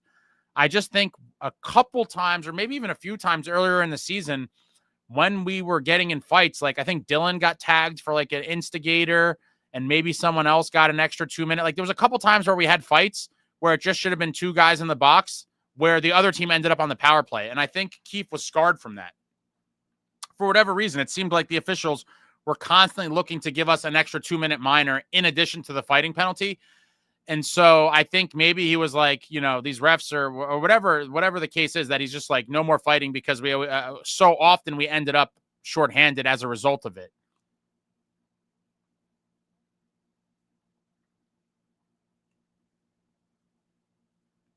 Ryan H., correct me if I'm wrong, but I'm feeling until the owners are changed, I feel like we're in the same position. I would say yes and no. I mean, overall, it's a terrible situation to be in. It's really gutting. I do think with some luck and good fortune, you could potentially overcome it. But I do think the way that they operate and look at the team is largely problematic. I would definitely say that it's largely problematic. with all the limitations in place, and obviously not spending money and not running and sprinting to the phone lines to spend your LTIR money is a pretty damning, piece of evidence that you're not serious about winning. And again, players aren't stupid. They see what the Tampa Bays and the Vegases of the world do.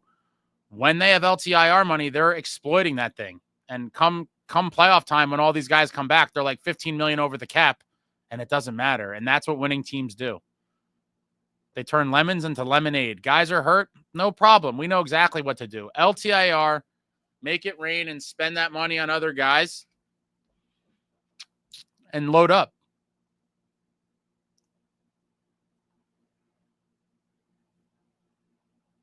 Mark went to the Rock tonight, had a great time in the crowd, but can't say much after that. Yeah. Ride and respect. Toughness is board battles, response between whistles, foot chases to the puck, and so much more than a measly hit.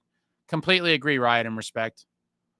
Completely agree. And, this Devils team is not tough overall. I think it's delusional to think so. And then to cite that they're whatever they are in hits as the reason why they're tough is just crazy. Mark Costanza, bring up Squires, Stillman, and Legary and let them go crazy on the fourth line. Well, we traded Stillman, so Stillman's not here anymore. I would like to see Legary again. And Squires, I don't know if he's even eligible to play in all these rules. He's in the juniors at the moment. But I'm hoping he's a guy we see in the next couple of years. Still very young, but seems very promising. Weightlifting Lab Ace, who are your top 5 boxing heavyweights of all time? I hate questions like this because, are you talking about, a historical list that includes guys that were fighting before I was born? I don't know. I'm gonna my quick one.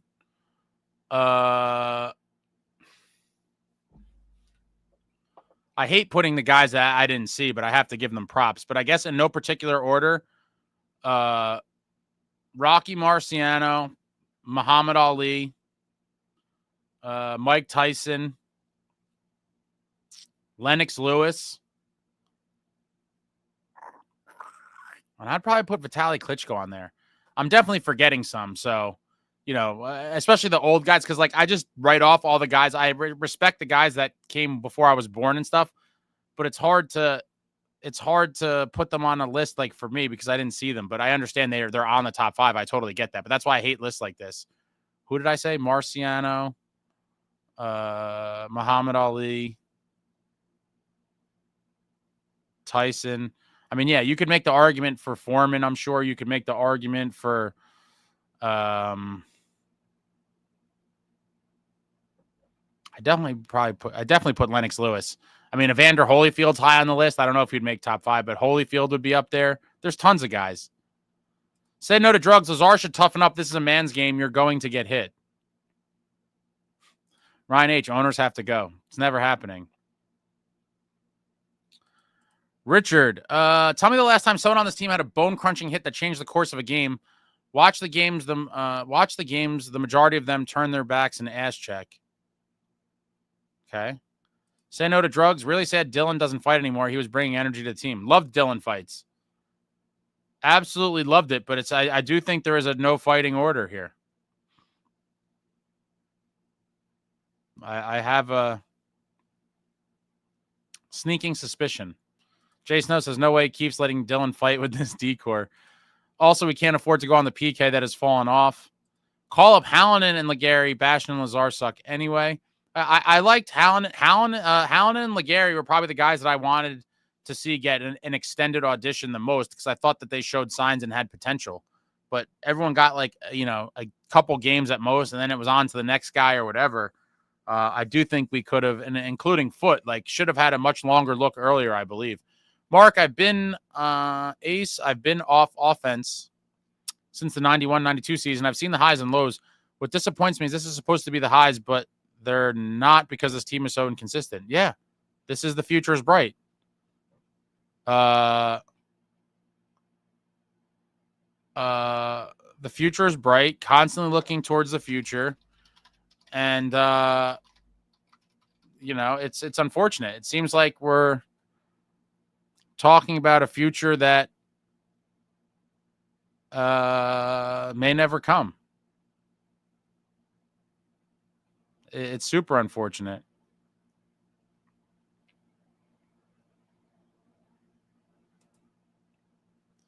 Nicole says, I'd rather the fights. I'll take the risk. I'm with you. Dire Straits, Devils need more plays like what Palat was willing to do at the end of the Columbus game, maybe. That, for me, is grit. Not enough of these dudes want or are willing to do that. I can't say you're wrong there either. Yeah. Just pinning the puck against the boards, kicking it around, and just being scrappy. Just overall scrappiness.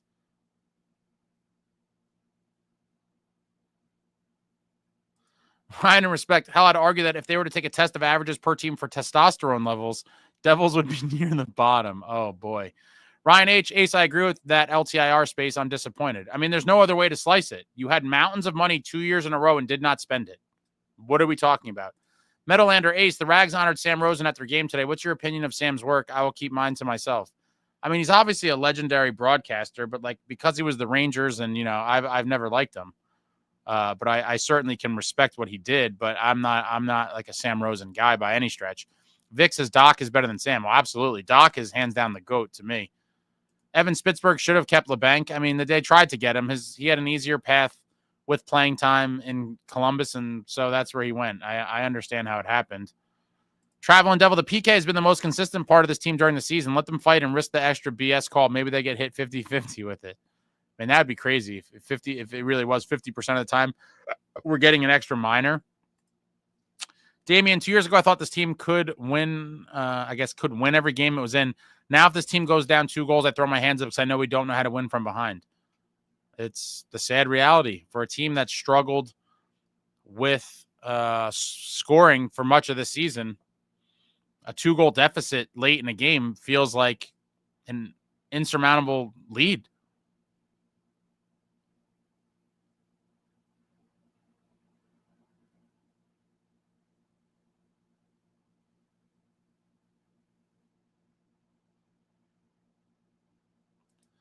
I don't even know if LeBanc. I think LeBanc has been a scratch a lot. Go Boro posts. I'll probably regret later. Aside, Ace, you're a GOAT. Thank you so much again for absolutely putting up with all of our shit and hanging out and all you do for the Devils and fans. Yeah, cheers to you, Go Boro. Thanks for coming out, man. Always appreciate it. And yeah, this is just, you know, therapy vent sessions for the Devils fans that are broken right now. Jason, no, it's crazy. We used to always be in games. Now we go down a goal. It feels like we're down 3. Yeah. I mean, we're a team that struggles to score. The offense has ran dry. And when you're down 2 goals, it feels like the game's over for sure. Steven says Lennox Lewis is better than Tyson. I mean, I could see how you can make the argument. I could totally get the argument, but no one was more dominant than Tyson in the 80s, just sparking guys out silly quickly. Johnny K, hits alone are kind of a bogus stat. It can be often an indicator of a team that doesn't possess the puck that much or chasing the play and trying to get it back. That's a fair point too. But listen, I'd love to see the hits up, but I just will not accept the hit stat as a end all be all that a team is tough because you're for people that have watched the games. If the Devils, I believe that whatever Chico said they are in the league top 5 or whatever, I believe that that's true if he's saying it. So this year's Devils are proof that you could be a team towards the top of the list rather in hits, but still not a very tough team. Paulie Walnuts came back from the game a little while ago. I know you say win or lose, we booze. When you are a big guy, you also have to do BK3 for $8. Is that like some sort of bundle deal that BK is offering? I've been trying to abstain from the fast food for a while. And so I'm not aware, but when I get back in the game, I'll have to check that out. Is that like 3 menu items for $8? Is that one of those new bundles? They all seem like they're, they're doing the bundles lately.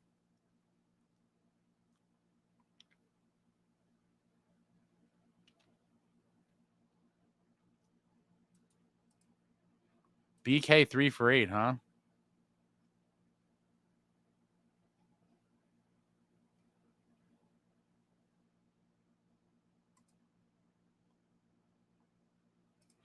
Ace, who are your top 5 on Mike Tyson's Punch-Out? Well, obviously Mike Tyson, King Hippo. I always liked Little Mac.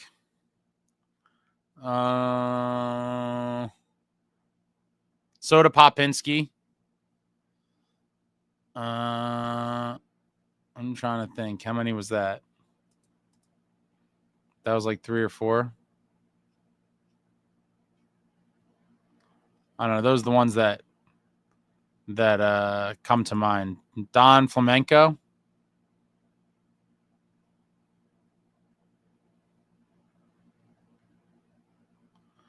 Ken Norton, Joe Frazier. Yeah, like the guys before my time. All these guys are in the conversation for sure.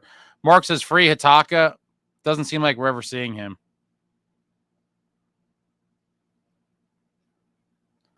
Devil Dog 7, the analytics team and Keefe were scared off from the physicality and energy Dylan brought to the team in the opening game in Prague, and he's never been the same since.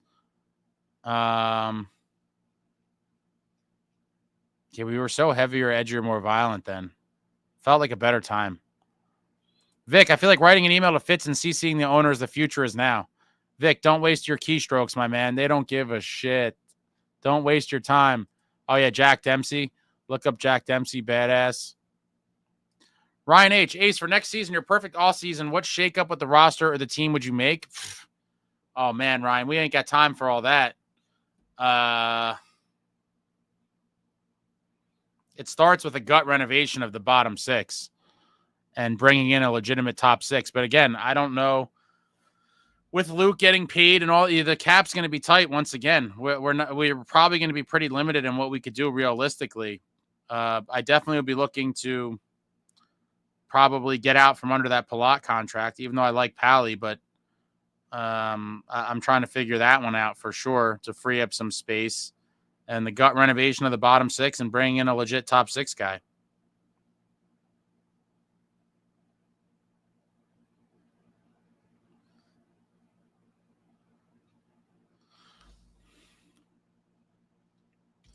Marcus Stanzik, we bring Dinas Zubris out of retirement and put him on a line with Timo. And Zubris was super underappreciated. What an absolute horse. Just another bull on the puck. And him, Zajac, we talked about this in another live a couple weeks ago, I think. Him, Zajac, and Yager were just the dominant puck possession line that were so fun to watch in some of those dark years for the Devils. The weightlifting lab says Ali, Lennox Lewis, Rocky Marciano, Joe Lewis, George Foreman. So we had very similar lists. But again, I that was off the top of my head without really looking at some of the other guys. And I didn't give him an order, but I think I had 4 of your 5. I guess Joe Lewis you have in place of I had Klitschko maybe. Hard to compare eras for any sport, but again, I hate doing these lists that include like guys that I never saw live. It just makes it much harder, but I could certainly respect their careers. Ryan H., win or lose, we booze, absolutely. Richard, Gary Thornton was better than Rosie, but Doc is the best ever. Love Gary Thornton as well. Love the old school ESPN guys. I love Melrose, but yeah, Doc Emmerich is the GOAT. Paulie, I brought my son to the game. We were talking to Bruce Driver. I'm trying to convince my son that the Devils were a great team at one time. Yeah, just fire up the old clips on the old YouTube. Show him heaven and second heaven. Show him all the glory year footage. Right and respect, in all seriousness, it's hard investing so much time and passion into something that we have no control over. Have to trust money-grubbing owners and Fitz or whoever is in that revolving door position. It's very true. It's very true, and it's very unfortunate. It is a very helpless feeling. I totally resonate with that ride and respect. It sucks. Completely sucks. You're talking to a guy that spends way more hours than I'd ever admit on this channel, venting to all of you and making videos. And it's just like, I care too much about the team, just like many of you do. Traveling Devil 76, money spent late in the season will only happen if Jack makes it to the playoffs. And it seems kind of stupid to me. I mean, the guy hasn't played 82 games in 6 seasons, so pretty wild. JJ Dog, when does the future become the past? Who knows, man? But I'm certainly tired of talking about a bright future. The current world we live in, the current day team has to be bright. And it's rough.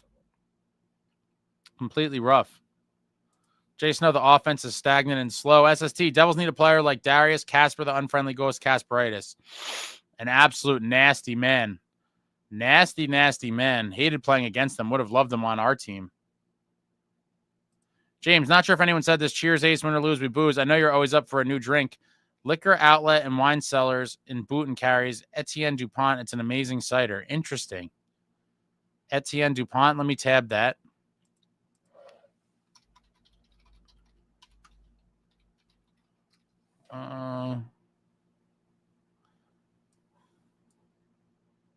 A cider, eh? What kind of proof is this? So I guess it's 11 proof. Mark, Tyson was great until Cus D'Amato died. Then it was all downhill. Yeah, and when he lost his mentor, he kind of lost his mind a little bit. And the decline started. But a lot of things happened to Tyson. I think he's had a tortured life.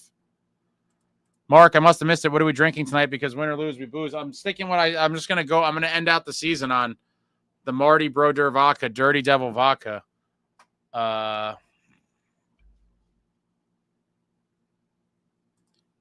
Mark, his first name was Cuss.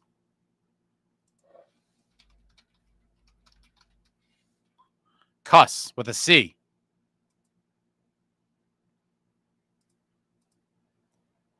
I lost my screen.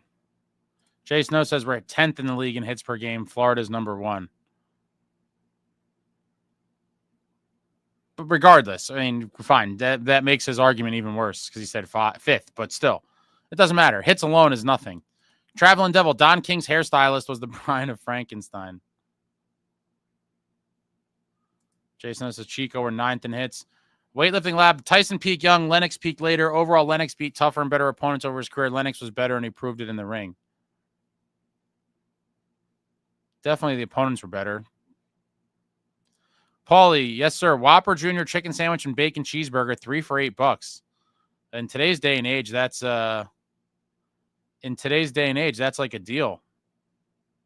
Pretty wild. Once upon a time, you get, I think it was 99 cents for a JBC, the Junior Bacon Cheeseburger from Wendy's. Evan, the beginning of the season was exciting. It gave us hope. Yeah, it was false hope. False hope. And as it continued, at that Christmas break, we all thought we were legit cup contenders. Samuel says a playoff team? Yeah, I guess. A winning playoff team? Not a friggin' chance. Anything can happen, but it's not looking too good.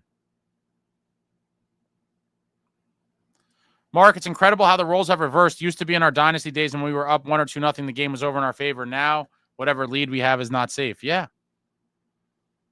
Yeah.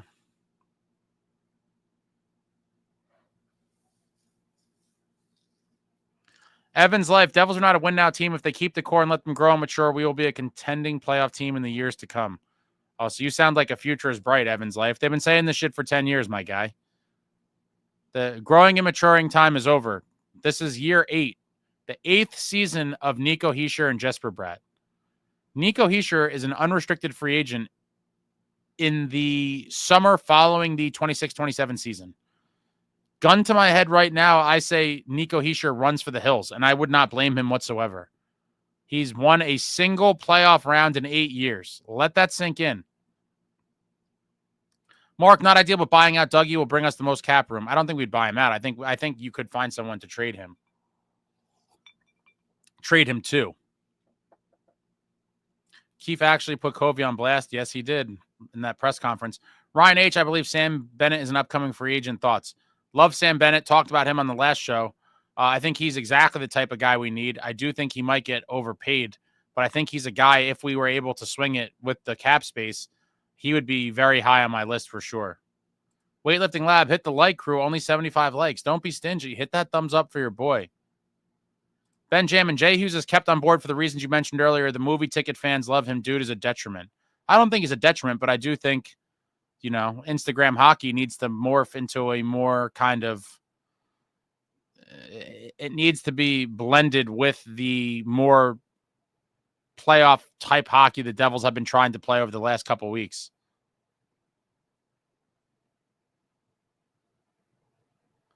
Mark Castro missed the days of 24/7 and HBO boxing. So do I.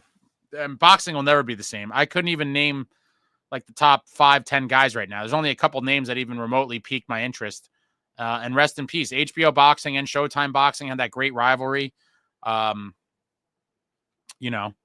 the mid 80s or even early 80s, I guess, mid 80s through the late 90s and even into the early, 2010-ish, maybe even 2012. I forget when it all kind of went downhill. But what a great run. And 24/7 was my favorite, one of my favorite sports documentaries ever. That's kind of what started a lot of the formats for sports things we would see to come, where it was kind of like that reality series behind the scenes, cameras everywhere. Love 24/7. And I believe the very first one was for, I think it was for Mayweather De La Hoya, which was what a beautiful circus leading up to that fight. But yeah, I love 24/7. Liv Schreiber, narrated by Ray Donovan. Nicole, when is Dirty Devil Vodka going to become an official sponsor of this podcast? Probably never. It's okay. JBC, Jay Snow, that was the go-to. JBC was the go-to order. Jay Snow, Ace, don't worry, we have Sprong and Cody Ass. I think Glass is going to be a good bottom six guy, but that's not a guy that's going to excite anybody on the roster currently when you make that deal on deadline day.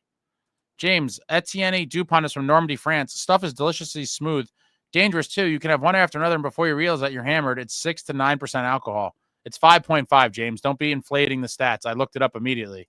It's the first thing I look at. Or at least the version I saw. Maybe there's multiple kinds. But the one I found was 5.5. But I'll take it. I will try it. I'll just take the bottle down.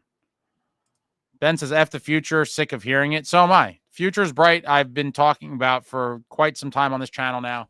I don't care about the future. I don't want to hear about it. The future is now year 8 of jesperbratt and nicohischier with one single playoff round one. Jason, no, I'm done with the future nonsense. Dougie has to go. We need cap space. You're gonna miss him when he's gone. I understand why everyone goes for him, because of that $9 million off the books. I get it. It's appealing.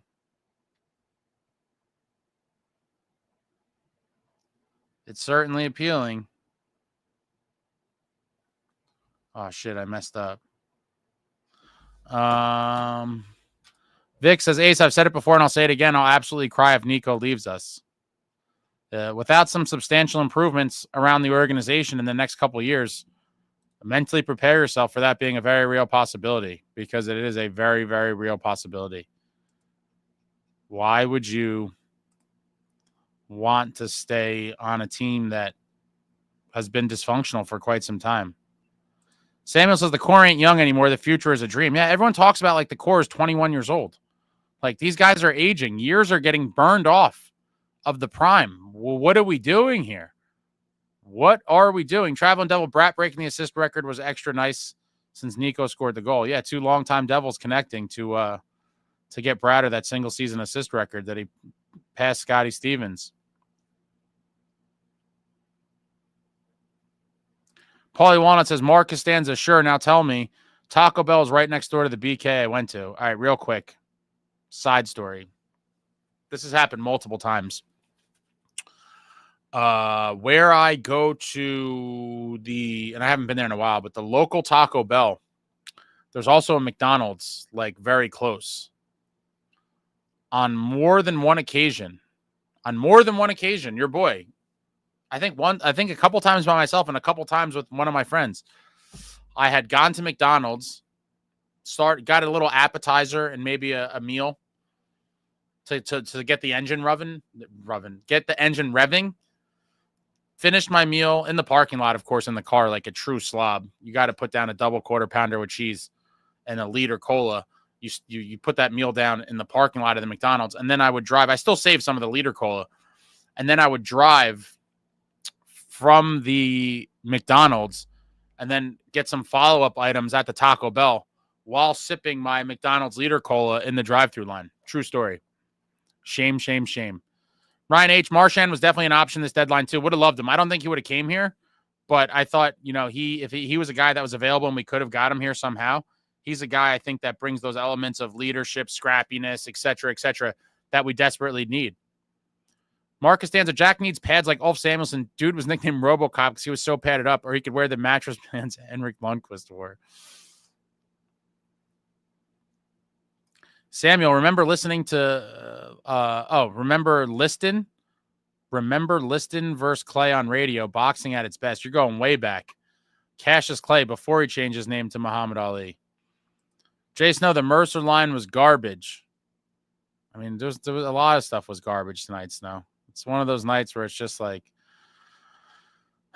why did I have to be sucked into this team from years ago to live such a high life living the high life for a good chunk of years before it bottomed out, and we've been talking about the future is bright for an eternity. Ted, Ace, very good to finally meet you at the game. Cheers to you, Ted. Nice chatting with you outside. Ran into Ted waiting to get in line at the Rock, which has become a excruciatingly painful process, it seems, with the stupid metal detectors and the people with their bags and people you put the metal shit on the table and you go through like it's TSA. I mean, it's complete nonsense. The Rock needs to upgrade it and get their shit together. Other arenas, including Boston, the TD Garden, I was just at multiple Four Nations games.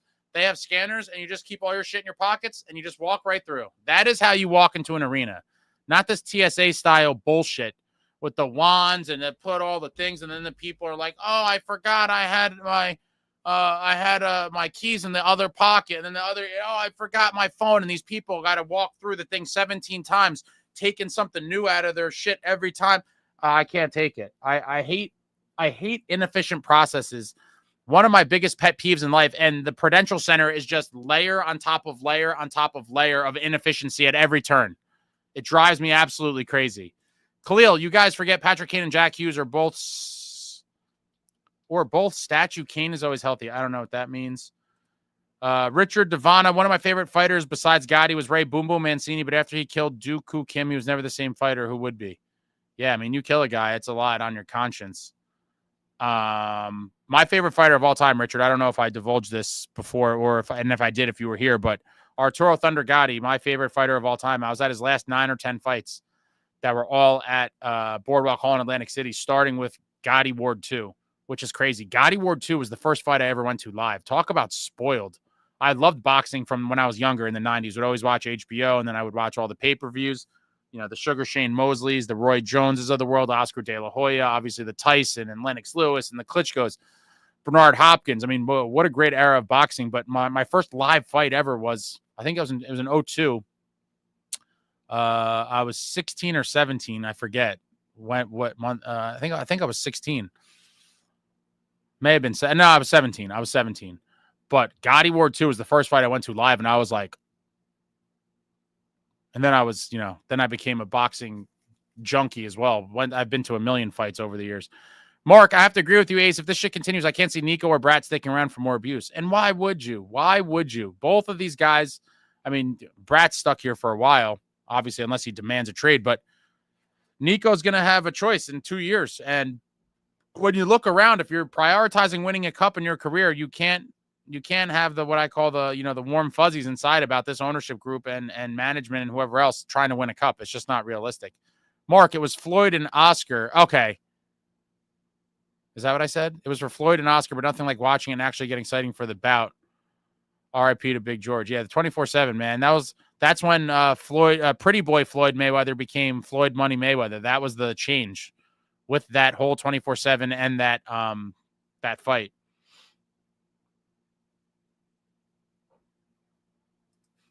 Devil Dogs. Thanks for that Saturday night Game 3 OT goal at MSG, Dougie, but bye. Ruthless. Marta, couldn't watch the game, but can't help thinking if some bottom 6 changes were done early, we could maybe have some more wins like against the Sharks, etc., and be more comfortable now. Yeah, 100%, Marta, which is why your boy Ace pressed the panic button in late January because that was the time. I gave the team the benefit of the doubt. I sat back and waited, and then those back-to-back losses in January, that was enough. That was my panic button. It should have been the panic button for management, and they should have tried to do, if not you didn't have to do major moves then, but you had to do some sort of tweaking back then. But it was another year of hoping and wishing. It didn't pan out. Here we are. We're going to kind of, limp into the playoffs and probably get waxed pretty quickly. Fast food is like watching the Devils. The first bite is great, but you wind up with indigestion. I like that analogy. Marta, losing culture starts in the top, honestly. For sure it does. Definitely does. Traveling Devil, sometimes embarrassment stops me from continuing to order more fast food in the drive-thru. Oh, I have no shame. On top of the story I just told about going from McDonald's to the Wendy's, or McDonald's to the Taco Bell, with a McDonald's cup. Multiple times in my life, I've parked my car, inhaled the food, and then went back through the same exact drive-thru a mere minutes later. It's happened many times. No shame. No shame whatsoever for me traveling. Jay Snow, Mercer almost scored a goal on us and was a black hole on offense. Mark, 49-cent tacos and burritos from Taco Bell will always be more tasty than the current Taco Bell tacos and burritos. Do you remember when they had the cinnamon twists? I don't think they still have those, but I remember the cheap tacos that you're talking about from back in the day, Mark. And that's when they had the cinnamon twists, and those shits were amazing. They came in that little like wax pit, like the fry bag, but it was stuffed with the cinnamon twist. Oh my God, they were delicious. James says, move back to the Meadowlands. I wish I would move back there tomorrow, but a lot of people are super, on the Prudential Center bandwagon. I certainly am not, and I never will be. Mark, I heard Nason blocked our potential game-tying goal tonight when it rains and pours. Yeah, he was in the crease, though, doing his thing, and the puck hit him, and it was pretty wild. Mark, can someone explain why The Rock has dog bowls to put your stuff in at security checkpoints? Some of them don't even have that, and you just kind of throw it on a table. It's completely insane.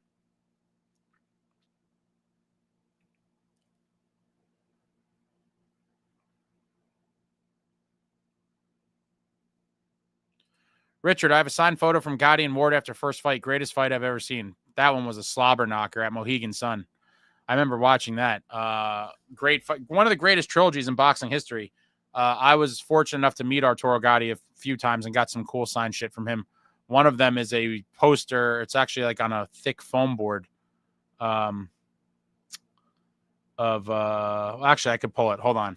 Give me 1 second. I'm gonna pull it off the wall because where it is, it's easy to hang back up. Hold on. Hold on a minute. Little Gotti Ward, a little boxing show and tell today. Changing it up a little bit.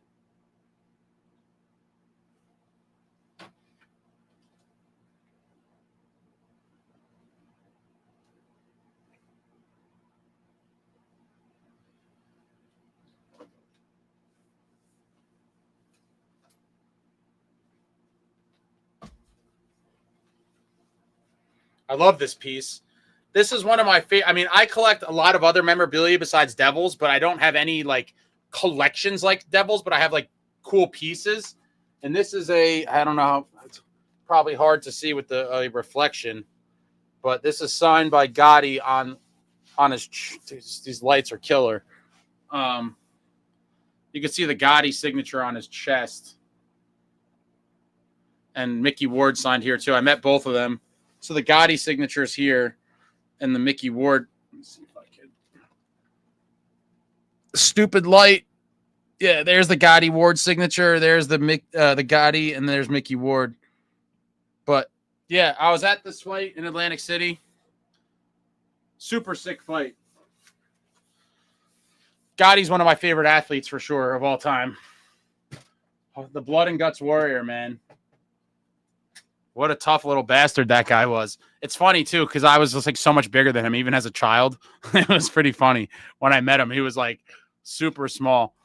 Mark Castro, wish we got a Gotti Pacquiao fight, but at the peak, Gotti Pacquiao was still too small at featherweight. Dude, Pacquiao would have murdered him, though. Would have murdered him. Jason, no, boxing is shot now, but Dana White just bought into boxing. I saw that.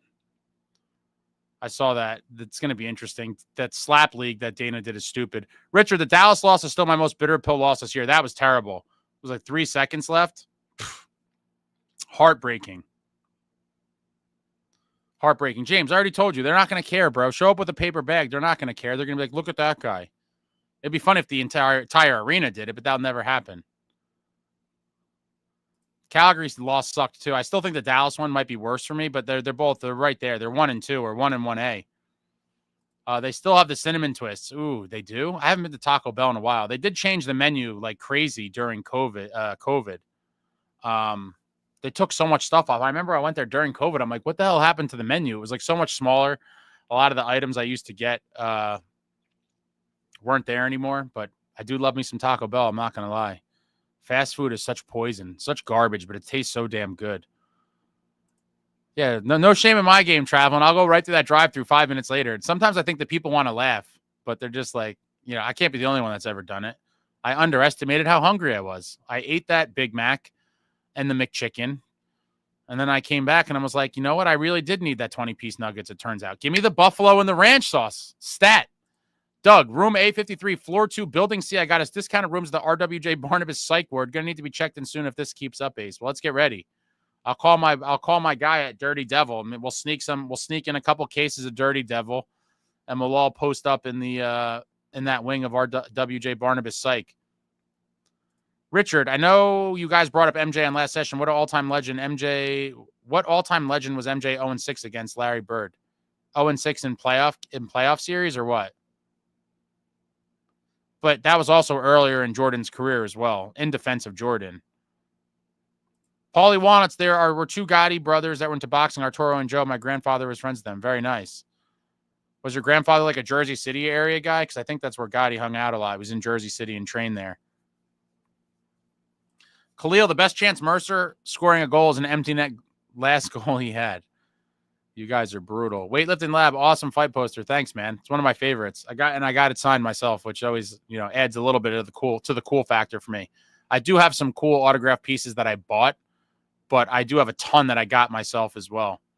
And that's one of them. I got that signed by both of them. I met Gotti and Ward.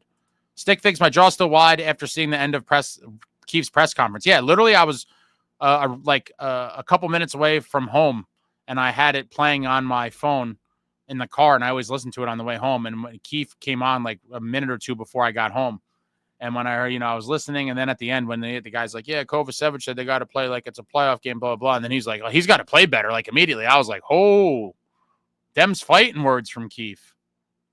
Suki says the Puck Bunnies love Lukey boy. James, sorry, I had to leave the chat earlier. Okay. Mark, some interesting UFAs coming up. Besser, Bennett, Chychrun, Duchesne, Orlov, Roslovic, Chychrun, you already said. Tanev, who do you like? Fitz will most likely get us Tony D'Angelo. I love Bennett. I like Besser, but Duchesne I would take. I would take anybody at the right price. I mean, even if somehow he doesn't go back to Dallas, I would love Jamie Benn. I just want a gritty. I just want a gritty winner. Just get me a gritty winner. But Besser, I think, would be a great fit, as would Bennett. Richard, that's awesome. You have to watch. I have it tabbed. I'm going to get to it, I swear. I have it tabbed on my thing. The Duran Barkley. Let me make sure it's still there. Yeah, it's still here. The problem is I have like a million things tabbed. And I'm in the hole of just so many other things I'm involved in. I will watch it soon. Ryan, I feel like we're in an endless loop and you guys are tempting me to Grubhub Taco Bell. Wouldn't be a bad idea. Mark, no drastic changes are ever going to be made because management sees big crowds every night. They're making hand over fist money, so how to make any changes. My biggest concern is that the money's still there, like we talked about. The movie theater crowd will still continue to show up, and so there is no true incentive to really make a push to try to win and really open your wallet and spend all that money. Oh, man, Ryan, they got to bring back the Mac snack wrap from McDonald's. Oh, man, that was delicious. What an item that was. That was always one of my appetizer items. I always like to do, depends how fat I'm being, but if I'm like in like completely F-it mode, typically I would used to get an appetizer, what I would call an appetizer item, which would consist of like a Mac snack wrap or a McChicken, something in that world. And then I'd obviously have my double quarter pounder plus Mac sauce. By the way, I don't know if you guys know this. I feel like this is my duty in life to tell people this as a fat person tip. And I'm probably going to get flamed because I might be the very last person on planet Earth to find this out. I did not know, and I don't know why I didn't know this. It never dawned on me, never crossed my mind that you could add Mac sauce to anything you want. When I found this out like maybe 2 years ago, my life was forever changed. I was like, what? You could just put Mac sauce on anything? And people are like, yeah, you idiot. You didn't know that? I go, oh my God, because I do love Big Macs. But it's primarily because of the sauce. My biggest knock on the Big Mac is that the bread to meat ratio is entirely off. I'm a big ratio guy. Meat, cheese, bun, or bread, it's all got to work in orchestra and be the right ratio. The Big Mac to me was always way too much bread, not enough meat. And so when I heard that you could put Mac sauce on anything, I was like, immediately never ordered a Big Mac again. Never ordered a Big Mac, I don't think, ever since I learned that little tidbit. And I would add the Mac sauce on the double quarter pounder. And so my appetizer would be a snack wrap or a McChicken with the main entree of the double quarter pounder meal plus Mac sauce. And then if I was feeling super, super fat, I would tell one of my friends, like, yo, you got to split a 20-piece nugget with me. And when I say split a 20-piece nugget with me, if we're eating it in the car like true degenerates, the 20-piece is going to be open on the center console. And even if I'm in cruise control speed, by splitting the 20-piece nuggets, like you may get 7 to my 13. If I really floor it, you might get like 5 or 6, and I'll get the rest, 15 or 14. And so, yeah. Wow. All this makes me want McDonald's too. Vic says, all this talk of fast food making me hungry for a Popeye's spicy sando. Mark, Taco Bell's great. They don't care. Do you remember when it came out that Taco Bell's ground beef came out as not being all beef, and Taco Bell was like, so what? None of this stuff is real. It's all just processed garbage. We're paying for them to poison us. Richard says, Pat Riley, last shot to win a game, Michael Jordan. Last shot to save my life, Larry Bird. Interesting. Yeah, Ted. Keefe really took a flamethrower to Kovacevic's head. I was shocked when he said that. I was in the car. I was like, damn. Paulie says, my grandmother is from Bayonne. Okay, so you're right there. Mark, Keefe played for the Lightning until 2003. Seems like he will always come up short in winning a cup. I hope he wins one in New Jersey. I hope he wins one in New Jersey. James, you think the roster has any job openings for us fans because us fans have more heart than the players? I don't think so. Are you talking about a job as in, like, I don't know, what job are you talking about? Are you talking about as in a player or what? Fitz is going to get us Beverly D'Angelo. Vic, owners got to know if the team makes a deep playoff run. Imagine the big crowds and revenue they'd bring. Yeah, but the thing is, you might, if let's just say they spent the extra $13 million this year with no guarantee, and we are out in the first round. They're like, well, we could calculate exactly what our profit is, even if, by not spending the money and not making the playoffs. And they probably rather have that than gamble by spending the money with the chance of all these, for the extra paydays. They're just fine with the guarantee of we spend this, we bring in this, and that's fine.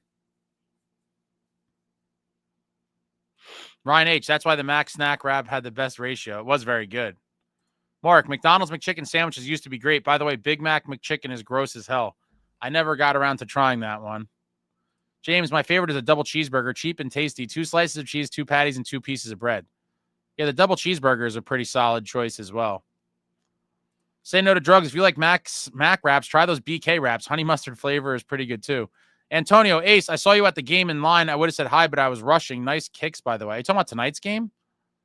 Nice kicks. I think I had on like my just bullshit sneakers. Is that what you mean, nice kicks?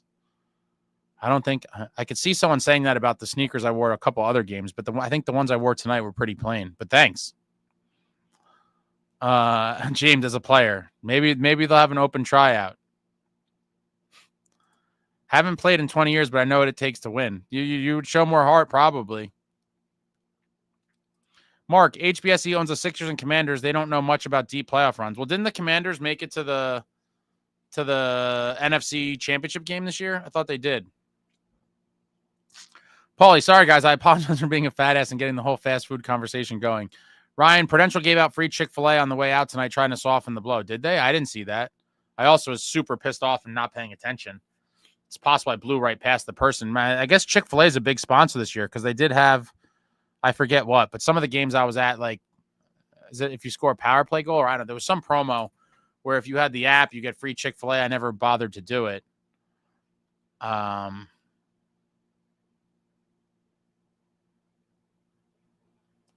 Vic, if I want a burger, I'm going to Shake Shack. Sorry, McD's. Yeah, but is there a Shake Shack near you that you could drive through at 1 a.m? Or later? I don't think there's one near me that is. Maybe I'm just not informed. Mark, one of my happier times is making the White Castle runs on the way home from the Devils games. Oh man, White Castle is. You ever do the Crave Case Challenge? You got to do the Crave Case Challenge. Antonio, they were just red and black Jordans. So yes, tonight's game still nice regardless.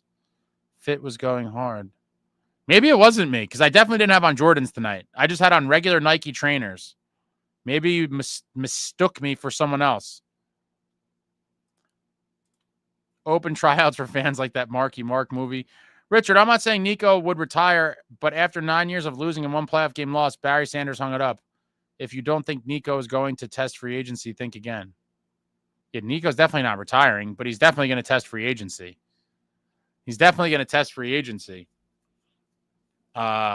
I won't be shocked if he leaves. I'll cry seeing him in another jersey. But I think we're at the point where that has to be a real concern. He's eligible to be extended after next season. And if you guys think that he's going to be looking to sign here long term with how things have been playing out, with the moves that have been kind of happening, or I guess lack of moves for the past couple seasons, I think you'd be delusional to think that him leaving is not a very real possibility. And some people in the last live thought that I was crazy for even saying that. But I mean, what are you talking about?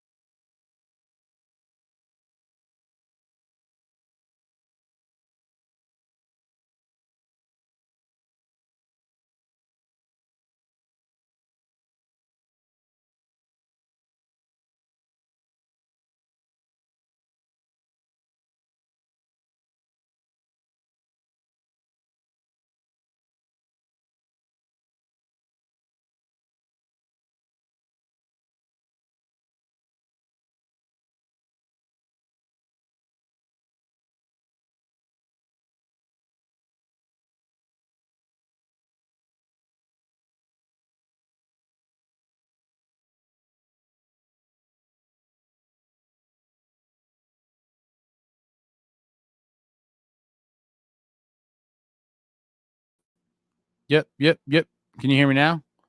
It's crazy because normally when I hit the thing, I know it. But can you hear me now? Because there's no indication on my end that it's off. It looks like it's on. Can you guys hear me? Can you hear now? Yeah, it's weird. The lights are all on. All right. Anyway, well, sorry about that. I don't know what the hell happened. But I was telling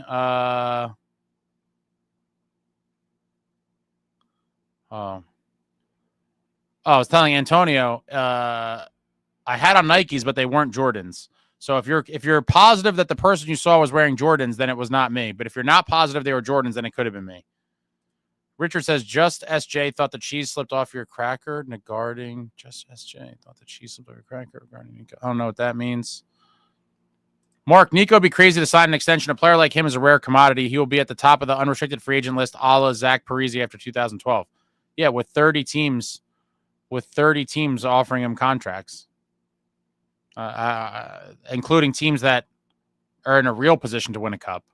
You know, the Floridas, the Colorados of the world. Marta, if fans have a saying in management, maybe things could change. I'm biased because here, soccer, we have elections every 4 years for GM and the fans that are affiliated and have a vote. Yeah, that's crazy. That's definitely not the case with sports in America, the professional leagues, but that'd certainly be something. That would certainly be interesting if that was the case. And Fitz blocked the audio. McDonald's is trying to silence you for the Mac sauce tip. That was life-changing. That was completely life-changing when I found out you could put Mac sauce on anything. Have I ever met MJ? I've been face-to-face with him twice. Were you on the last? I talked about this on the last one. I was face-to-face with him twice. Once in 1998. and once in 2005, and he completely ignored me both times. Fan meetup one game. I'm still trying to figure that out. The logistics and like what it would consist of. I haven't quite managed to figure that out yet. I'm still thinking about it. Yeah, I'm still thinking about it. Yeah, no, he ignored me twice. Once I was like 13 when they came to play the Nets in the playoffs. There was like a few kids waiting to try to get shit signed, and he just walked right past us, as did the rest of the team.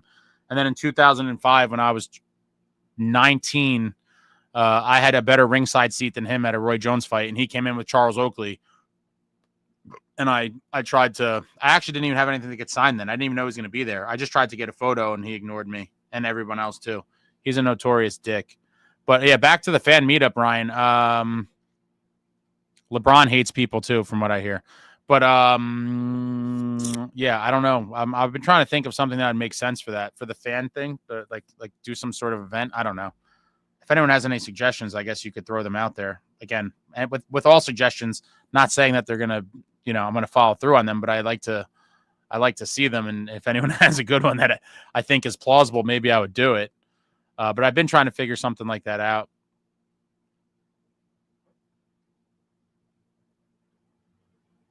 Richard, damn, I just broke out the sour cream and onion potato chips. Yeah, it's what happens. Riot and respect. I would not trust our fan base with choosing a GM collectively. No offense. Well, I mean, could it be worse than what we got now? Let's be real. Like, yeah, I'm thinking almost any change could be an improvement. But yeah, I do agree that by and large, the fans are just completely lost. So I could see your kind of concern with that. Nico has 30 goals in 2 of his last 3 years, and last year he was a couple bounces from 3 30-goal seasons in a row. On top of everything else he does, if he hits free agency, he's crashing phone lines. Yeah, he's going to get tons of offers.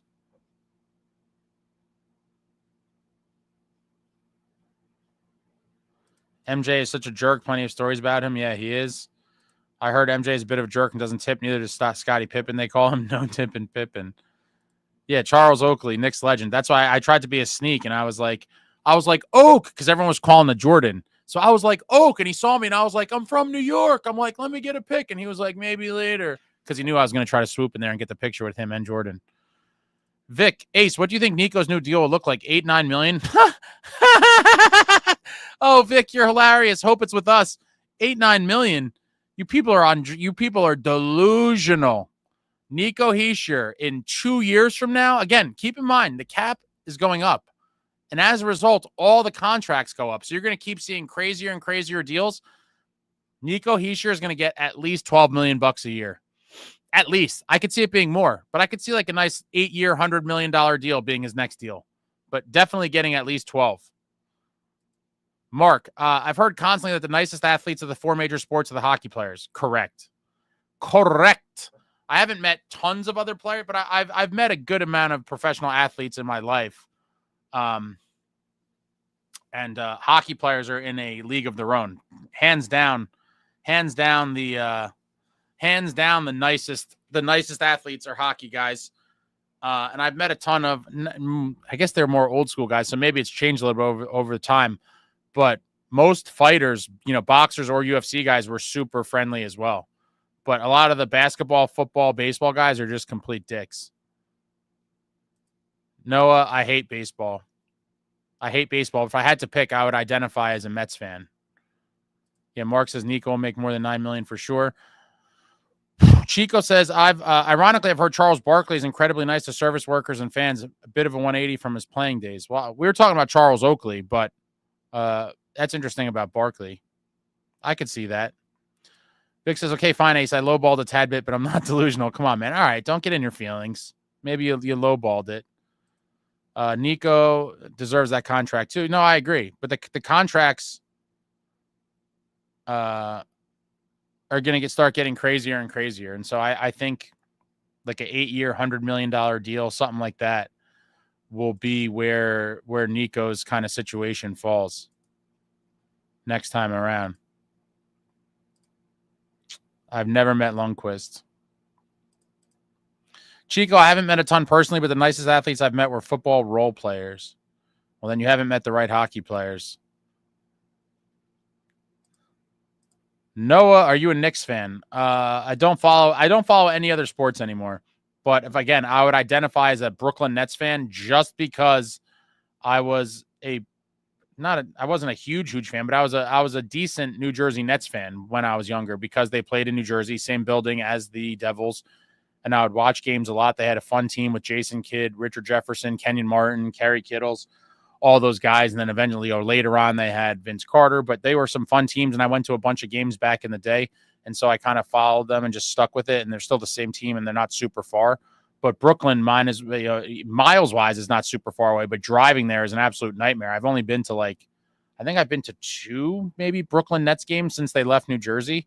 If they stayed in New Jersey, I would have, easily went to a few games a year every single year, but it's a shame how that all kind of fell apart. I've met Eli Manning. Very nice. Chico says, I actually haven't met any. I met Jacques Lemaire during a second stint. He was very cool, but that's it. Well, that's why, yeah.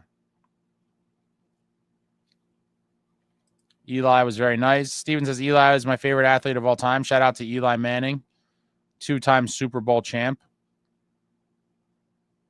Mark says, I've never met any athletes, but I bet Martin Sheen. He has a humongous head. Do you mean in the way he acts, or his head is physically large? Steven, I was so depressed when he didn't get into the Hall of Fame in February. I honestly thought they were going to put him in first ballot. He's obviously going to get in probably next year, or it might take a few years. But, a 2-time Super Bowl champ that beat Brady twice. I don't know how he's not in.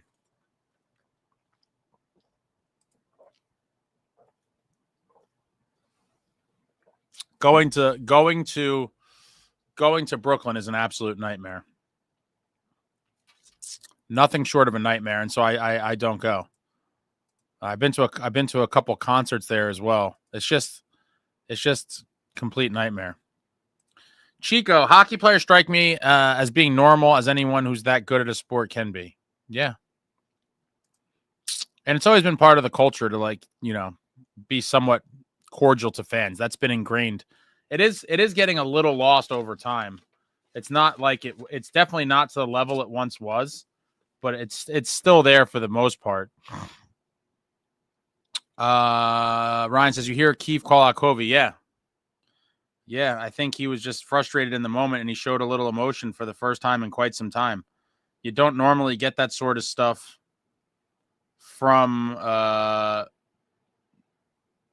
general. Keefe doesn't normally give those types of juicy sound bites, but he did tonight, and I laughed pretty hard. It was pretty funny. Physically large head.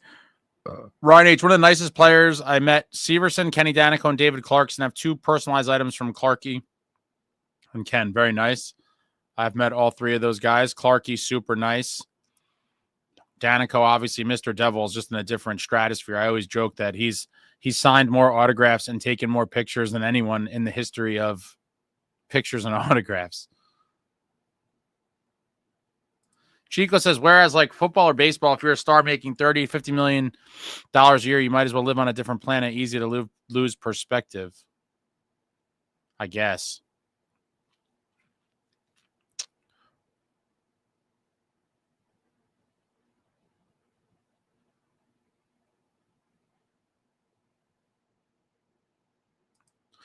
Mark, I heard the hockey enforcers are extremely nice and not as dumb as a lot of people think. Stu Grimson has a law degree, and Donald Brashear plays the piano.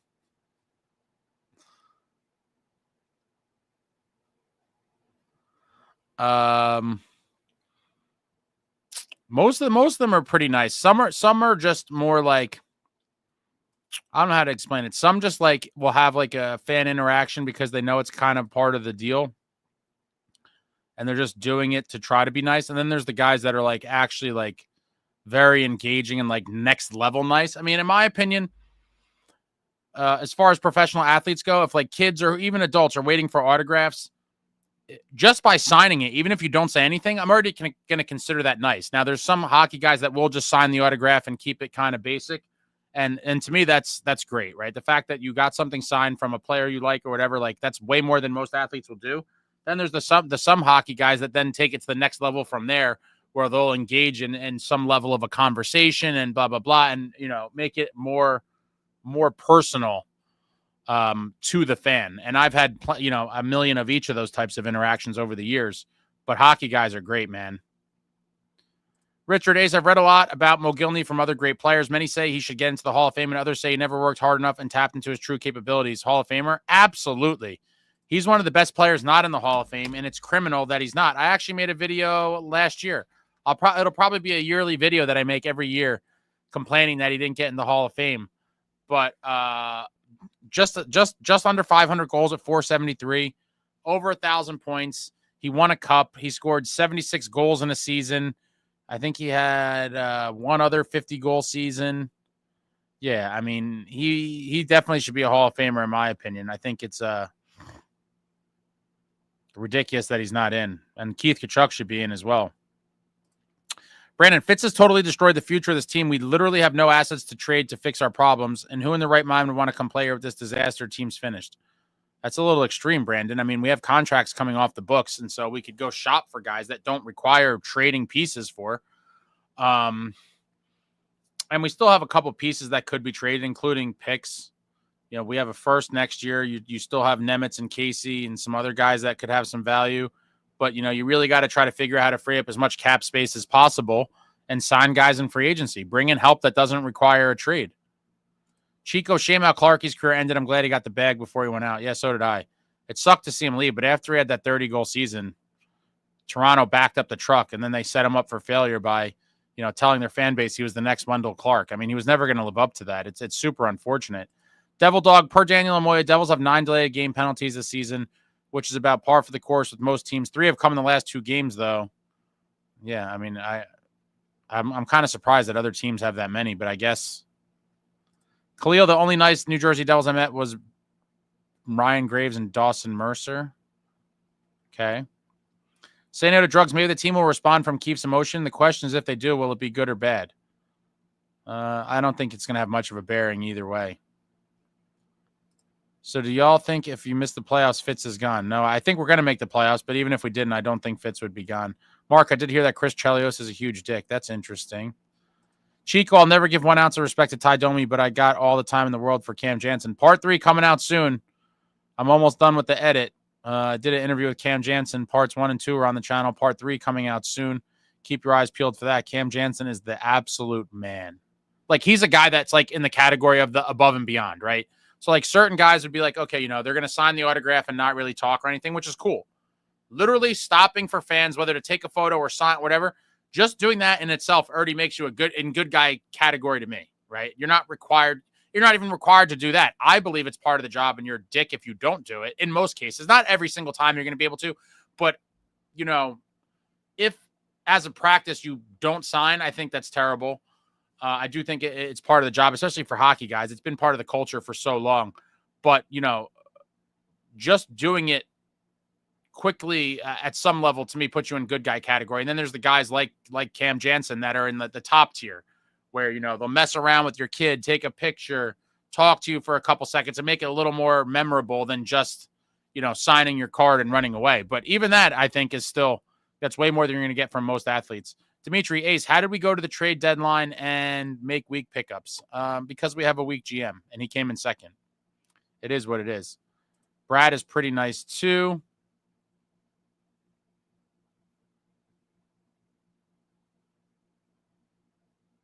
Senator Drug says, hate on Ty all you want. The guy was fun to watch on the ice. Yeah, I ended up talking to him for a couple minutes at a game. I was sitting in the row behind him at a Maple Leafs game. I don't remember. It was this season, sometime earlier in the season. And then I ended up talking to him for a couple minutes. I hated him when he was a player, but he's a nice guy. And he talked to me for several minutes.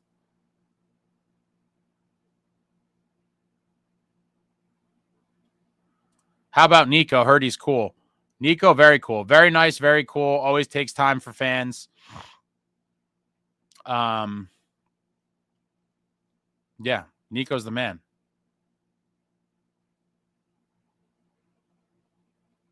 When is Fitz going to speak to the media and face the music? Well, he did on deadline day, and he told everyone he came in second. I'm sure we'll hear from him again at the end of the season at some point. Saying out of drugs, his son seems to have better hands than him as well, and he can fight when he wants to. Yeah, NHL pedigree is a real thing. Look at the Tkachuks, Max Domi. Tons of former players have kids that go on to be very good players. It's not by mistake. William Nylander, his father played in the league. NHL pedigree. It's a very, very real thing.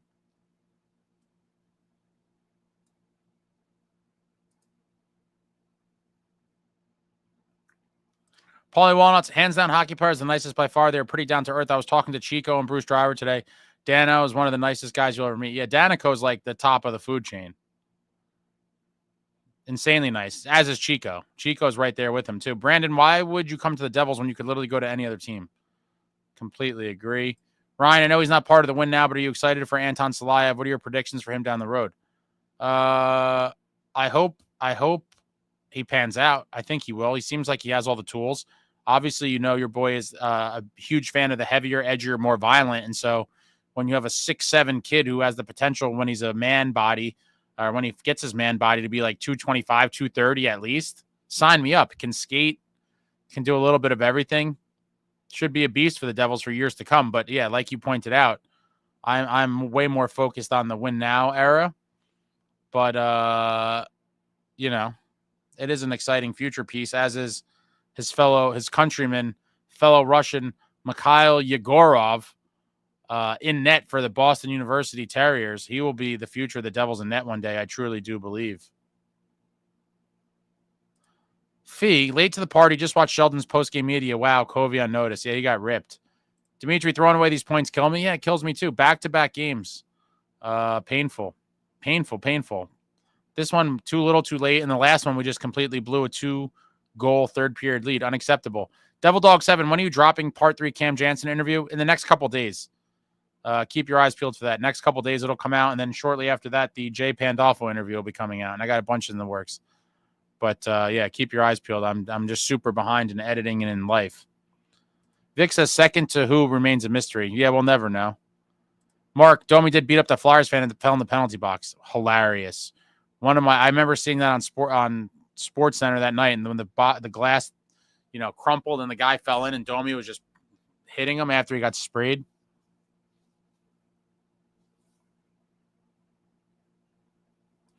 Richard, Ace, you already know this, but Dano is directly responsible for me being a Devils fan since '86. Bought me and my buddy a beer and gave us tickets and was building the fan base. Nicest guy. Yeah. I'm sure lots of people have that story. I have a similar one as well.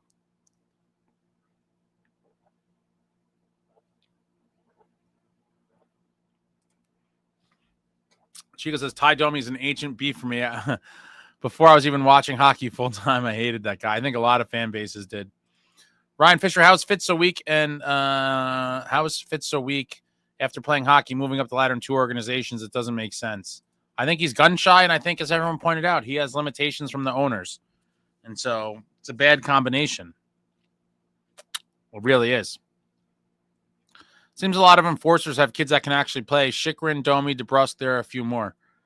I think so now, if you're a first-generation hockey player, like I'm sure most of those guys were, you're not going to have the same opportunities. And it's just advances in training and equipment. It's a little bit of everything. But think about, if you're Ty Domi and you're a first-generation hockey player, and I believe his parents were immigrants, probably didn't have a ton of money, think of the opportunities how he kind of broke into the game and the opportunities he had for training and playing and everything versus now after he made it on his own, first-generation player Ty Domi, he now has all this money from being a pro player and has all the knowledge and connects now from going through it and having a professional career. Now think about how much better off his son had it. So now, his son is the beneficiary of Ty going through the whole thing. And now he's going to have the best opportunities with coaches and ice time and training and equipment and everything he needs, way more so than his father had, because his father, did it the first time around.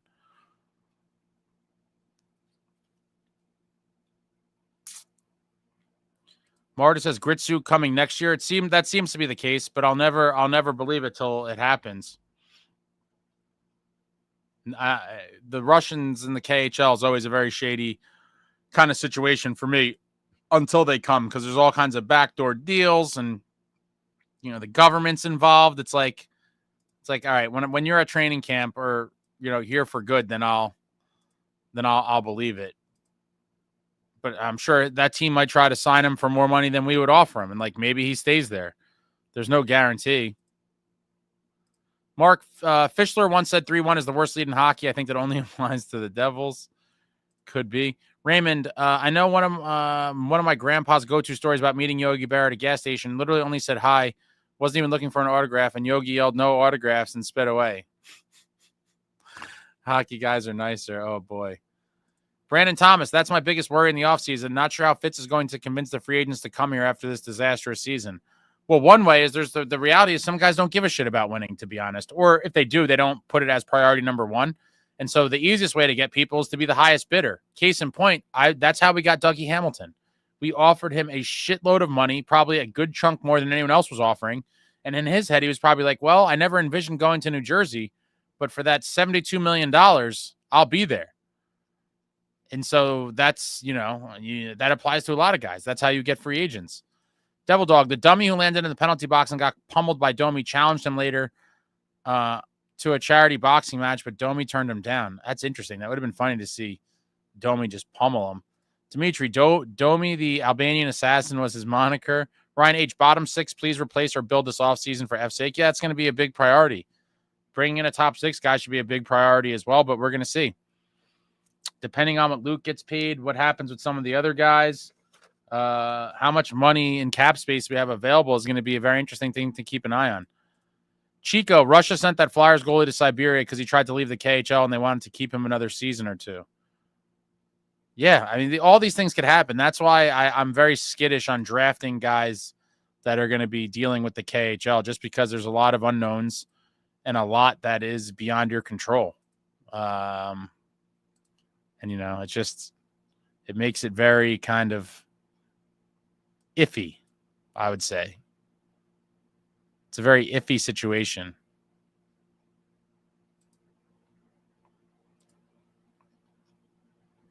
$72 million is a lot. Wow. Well, let me double check. I may have misspoke, but I think that's what it was. I thought that's what it was.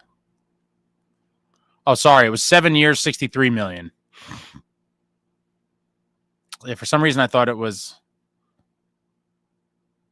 Yeah, I don't know. I had 72 in my head. 7 years, $63 million. So $9 million a year times 7 years, 63. Chico, my grandpa was big into golf. I can't remember the guy's name, but he met him once and misspoke. I'm your golf idol instead of you're my golf idol. And the guy was cool about it and laughing and goes, nice to meet you then. That's pretty funny. All right, guys. It's that time.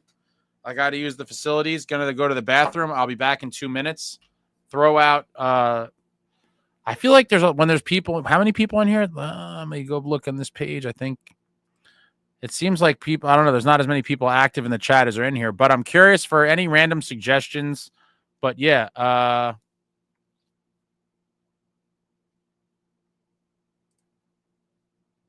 Jack, are you talking about like as of tonight or because Jack's hurt? The team has 4 top 6 forwards.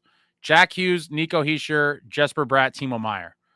Jack is currently out. So right now they only have 3. I don't know if are you asking when healthy or like as of tonight's game? Well, I just gave you my answer. So it's 4 if you're counting Jack. If you're not counting Jack, then we have 3. But yeah, any comments, questions, thoughts, concerns, whatever you got, throw it out there. And then we'll start winding this thing down. Yeah, I'll be back in 2 minutes. So throw out any questions, comments, but yeah, whatever I just said. I'm delirious, guys. What a terrible night. What a terrible loss. Be right back. Throw it all out there. Comments. But I'm curious about suggestions for anything, really. Videos, events. Throw it out there. Let me hang up this Gotti thing. I'm back where it belongs before I forget and knock it over and break it. Be right back. Throw it all out there. We'll start winding this thing down.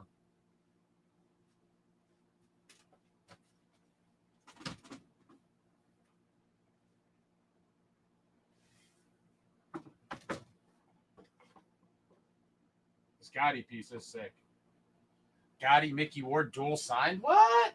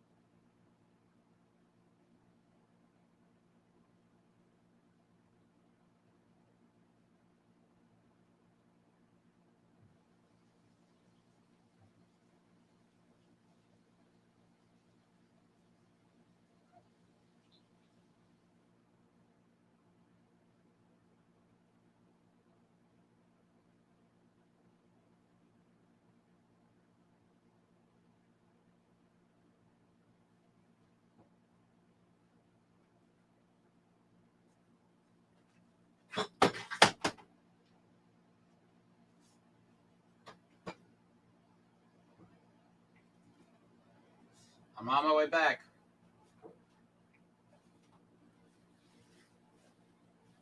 I'm making my way back. Bam, bam, bam. All right. Oh, wow. Luke getting $8 to $9 million this offseason is just stupid. It would be nice if we could get him on a bridge deal. He's good, but he's no McCarr or Rensky, and his last name shouldn't be worth it. Oof. I'm hoping for 7 to 8. I'm hoping for 7 to 8.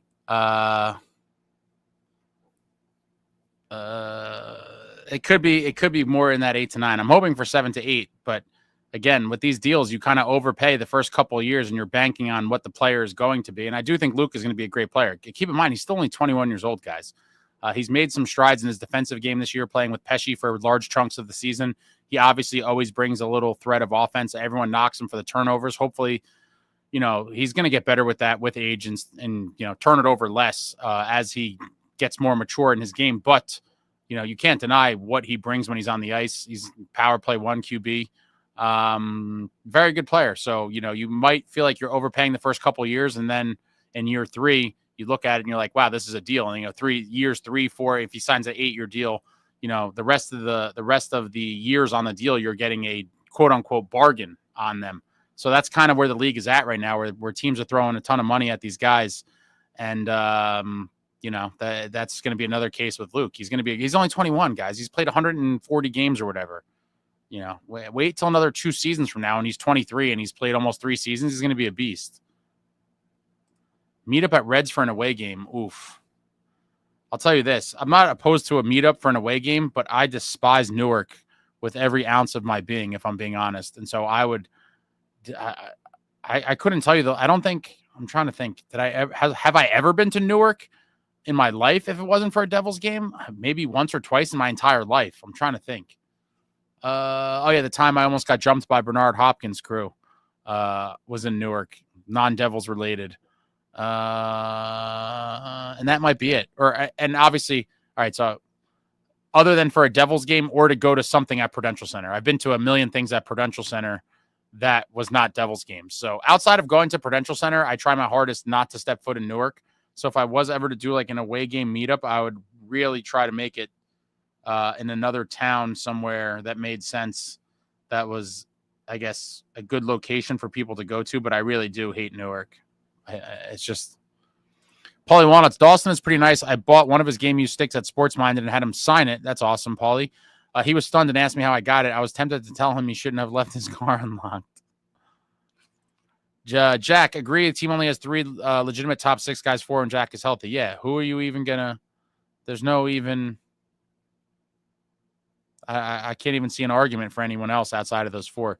Dimitri, hottest Devils cheerleader of the season. The Devils don't have cheerleaders anymore. They had a dance team years ago, probably like 10 years ago, and they got rid of them. Jack, Meier, Hischier, Bratt, no other top 6 guys. Hall of Glass, Mercer, Tatar, Cotter, Nason. Dimitri, what is Claude Lemieux up to these days? Claude Lemieux is an agent, and he's actually the agent for our own Timomeier and former New Jersey Devil Fabian Zetterlund, who you saw on the top line tonight with Brady Tkachuk and Tim Stutzle. Chico, I'm telling you guys, Luke Hughes is going to be a top 3 D-man in this league at his best. He's 21. He's on pace for another 40-point season while massively improving his defense under Keefe. I think you're a little optimistic there, Chico. I think he'll be a top 10. Top 3 is saying a lot. I think top 10 and maybe top 5, but top 3 is a pretty big expectation, I think. Jack, Ace, true or false? Fixing the forwards and offense this offseason is bigger than fixing the defense and goaltending last season. I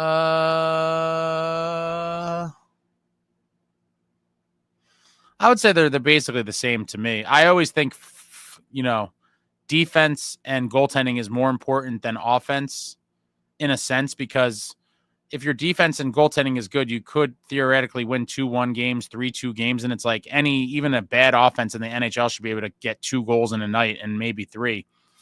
But that's not to minimize the dire need to revamp the forward group for sure.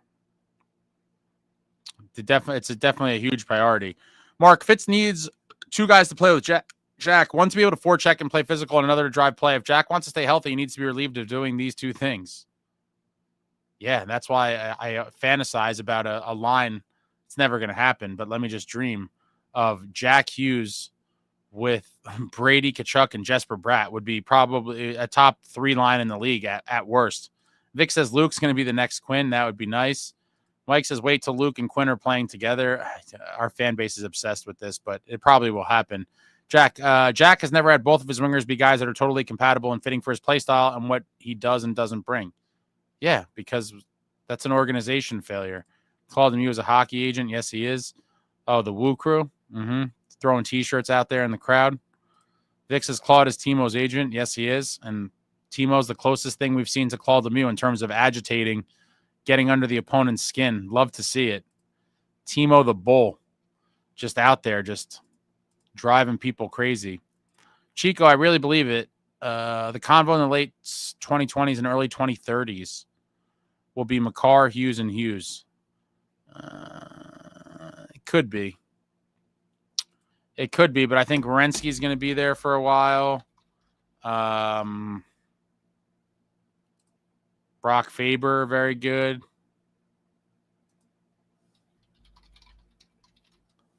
Let me see.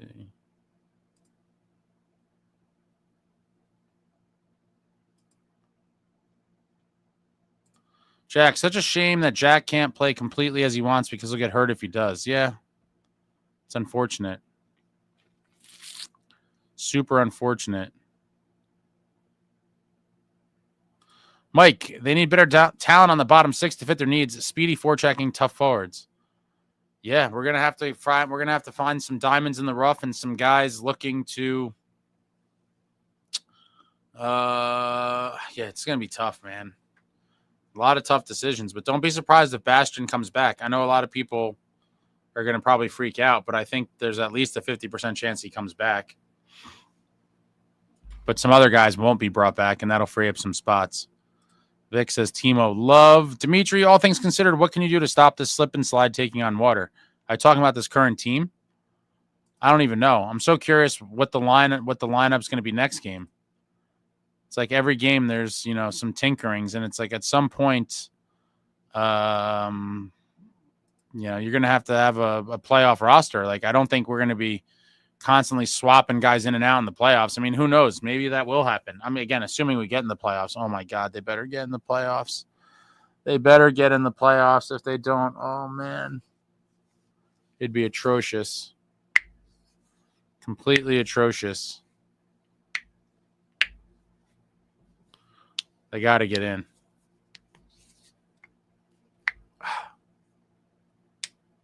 Oh yeah, did they say did anyone in here have the MSG broadcast?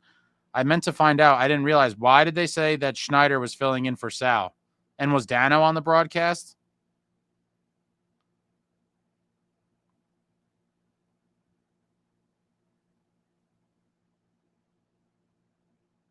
Where was Sal?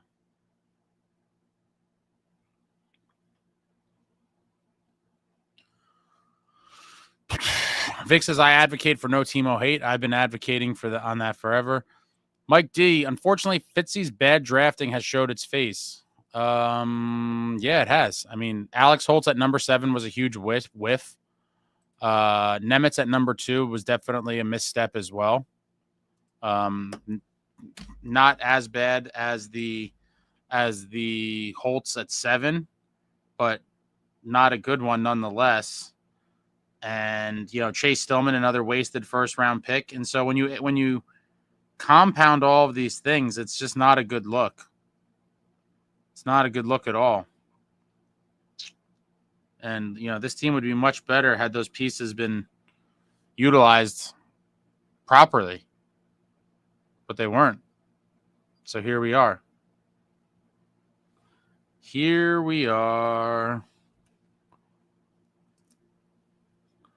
Dimitri says, Bastian has been timid. Rempe and Lamborghini crushed him. It is true. That picture of Bastian will haunt my dreams from last season when he was like sitting on the ice, just bleeding from his face. It's terrible. And then Rempe just pummeled Siegenthaler. Terrible. Sal had diarrhea. What? Sal had the weekend off. Did they give a real reason or no?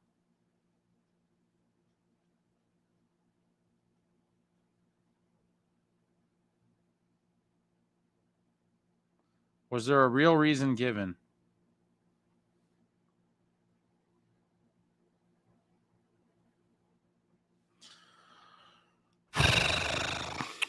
Jack says, Devils cheerleader told me, Chico, if they miss the playoffs, I might actually melt down so hard I just physically melt like the wicked witch in the West. It'd be terrible. Vic Fitz, the future is bright. Well, you know it's coming. You know it's coming, and I'm gonna. I don't even know. The end of season press conference, whenever it comes, is gonna make my blood boil. Jack, missing the playoffs would be unacceptable. Fitzgerald would need to go, but I worry that wouldn't happen. It wouldn't. It absolutely would not happen. Mark, I hate to defend him, but drafting isn't 100% on Fitz. I'm sure his scouts are in his ear about these choices. I believe they are too, but like Chico ranted last live stream, at some point, you have to overrule your scouts. If they're talking about this defenseman, you have to be like, I'm getting the best player available, and it's going to be one of these two centers, and I'm taking either Logan Cooley or Shane Wright and not Nemec. Like, why? And if Nemec was the guy they wanted, we should have tried to trade down. If a team wanted Nemec, try to trade down to like the 4th pick and get an extra pick or something to move down. But I really wanted to trade that number 2 overall in a package for a known player and get immediate help. That's always my go-to solution. You guys know I'm win now, especially. Like, I don't care about these draft picks. Trade them for known pieces, and Matthew Tkachuk was the guy on the board at the time. Chico says the drafting issue was inherited. Cheryl whiff too. Even before that, honestly, even going back to the Lou days, we missed on a lot of first rounders. When you look for the past 30 years, there's way more whiffs and busts than not. Just such tragic drafting. Jack says Palat, Lazar, Halla, goodbye. Maria D, anyone know why Catherine Bogart left? She got hired by Utah, but it was so weird to me that she left in the middle of the year. I don't know if they have contracts. I have no idea how these things work. I technically don't even know what her official job was. It seemed like she did a similar job to Amanda Stein, but like way less than Amanda did. She was in occasional videos. I'm not even really sure. But yeah, I guess she got a better opportunity in Utah for the hockey club, and she's out there now. Mike D, still got to give Nemec a chance. Everyone loved him going into that draft. He's still only 21. No, listen, I think he could be a good defenseman, and I've said this plenty of times. Whether it's here or somewhere else, I do believe he has a future in the league. But with that being said, again, at a minimum, there was 3 better options with that number 2 pick. Draft Shane Wright, draft Logan Cooley, or trade it for a known commodity. Those are 3 choices that are all clearly better than picking him. Yeah, Chico says, but it's on the GM at the end of the day. He could just be like, look, guys, we're taking the best player available and figuring it out. Yeah, that's what a good GM would have done. Jack, Nemec and Mercer can be shipped out in packages for better players. Goodbye. It's definitely possible. Paulie Walnuts, I'm not a fan of Newark, but they do have some good Brazilian steakhouses. Rodizio, every fat man's dream. Yeah, I'm a big fan of Fernandez. I haven't been there in years, but man, I love it. They just keep bringing the meat around, and you just keep going. Going. Jack, Bogart was hired by Utah Hockey Club for a similar role. probably money. Mike Fitz is responsible for the picks. He picked the scouts. Again, it all roads lead back to him, however you want to slice it. But to the point of whoever said that earlier, he probably let the scouts kind of bend his arm. But you just have to be above that and be like, no, I appreciate your feedback, but no, I don't care. We're not reaching for this defenseman. Dimitri, Ace, light a candle. We're in for a bumpy ride. Oh, we certainly are in for a bumpy ride. Mark, Ace, in hindsight, do you consider Lou trading 9th overall for Schneider a whiff? I'm going to say no. I'm going to say no because without Corey Schneider, some of those terrible Devils teams he was on would be absolutely awful. Like all-time awful. And he was the only reason that they were even remotely competitive in a lot of those games and those seasons. I want to see something. Yeah, Corey Schneider gave the Devils high level of goaltending.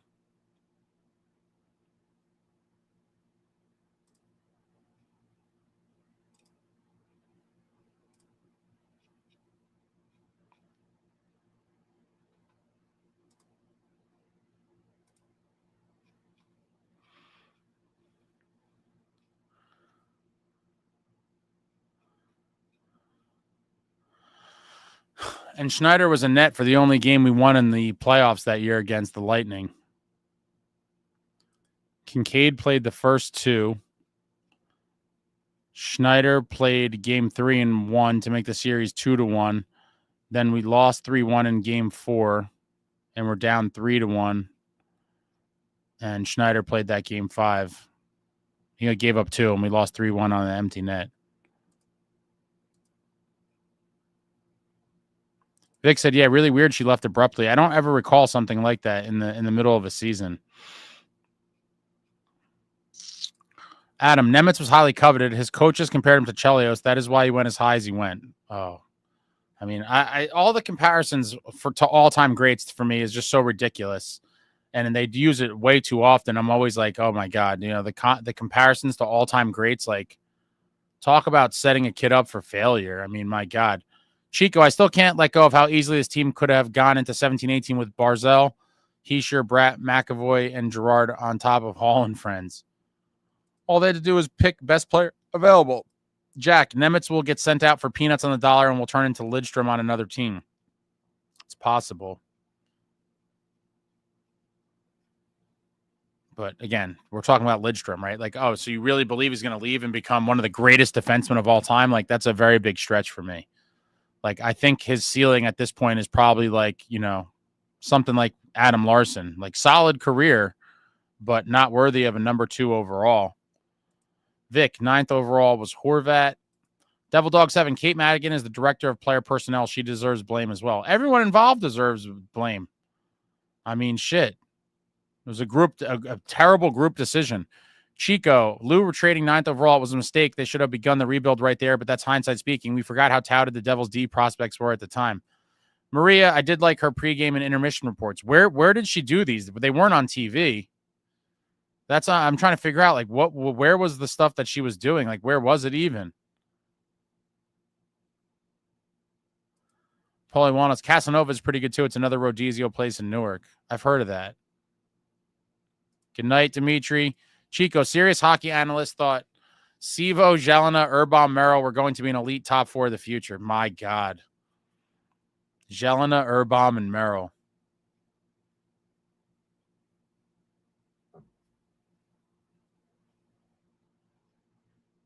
Speaking of Merrill, hold on. I'll do one more little show and tell. I may have shown this already, but...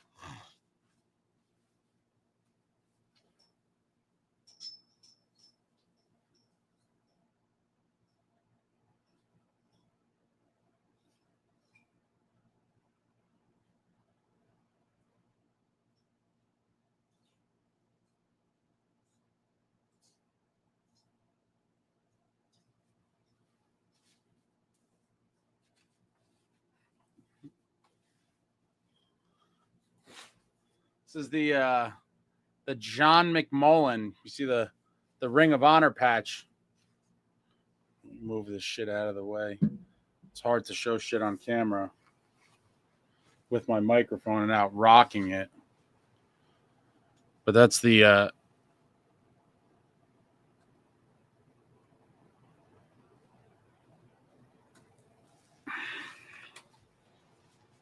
John Merrill. And it's got the sweet NHL 100 patch on the sleeve as well. Pretty sick jersey.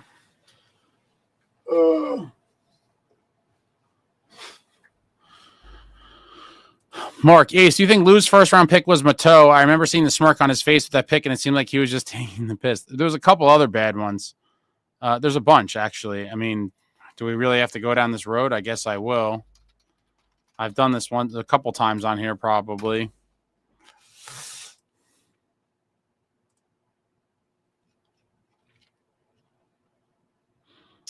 I mean, Adrian Foster. I mean, that's a terrible one. Let's just go back to 94. Okay, Lance Ward in 96, 10th overall, terrible. 97, Jean-Francois Damphousse, a goaltender, 24th overall, terrible. 1999, Ari Ohanen at 27th overall, terrible. 2001, Adrian. Keep in mind, though, also, I will say in Lou's defense, we were so good all these years that our picks were very late, like 27, 28, so we had very, very late first round picks. So the pickings get slim and a much higher potential to bust there. But 2001, Adrian Foster, that's a terrible pick. Matt Carenti, he was 30th. That's not a good pick. Teddenby and Josephson at least gave us false hope for a little bit, but those weren't good picks. Stephane Mateau, terrible. John Quenneville, not good. There's just a lot of bad picks in there. Someone, NJD first-round legends, Bergfors, Carenti, Teddenby, Josephson, Mateau, Quenneville, Zaka, Ty Smith, Stillman. Chico, Jelena was another Holtz. He couldn't skate and had no interest in learning. He had a hell of a slapper, though. Total bomb. Total bomb from the blue line. Jack, I remember watching that 2022 draft, and Nemec's pick was justified because although he wasn't better than Ryder Cooley, the Devs already had Hughes, Heacher, and Zaka at center. What a joke. Yeah. Terrible. Maria D on the Jumbotron and some interviews and videos. She was a good presenter. Yeah, so it was like stuff on the scoreboard, I guess. And I think she used to do a couple Devils minutes. Amanda does more, but she was in a couple for sure. Philip, hey, Ace, recovering from surgery. Can you tell me how we played, please? I hope you feel better, Philip. Get better from your surgery. They didn't play good. Decent first period. Second period they looked like the third period of the last couple games. They got walked on. Ottawa got 2 quick goals, and that was kind of the turning point. After it was 1-1, they got 2 quick goals to take the 3-1 lead. We were kind of deflated and couldn't get anything done until 23 seconds left in the game. We made it 3-2, and that was all she wrote. Got one last little pressure burst in the closing seconds, but ran out of time. Santini.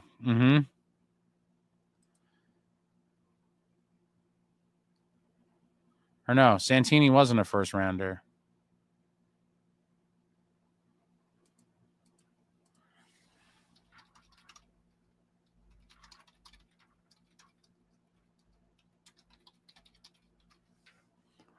He was a second round pick, Santini.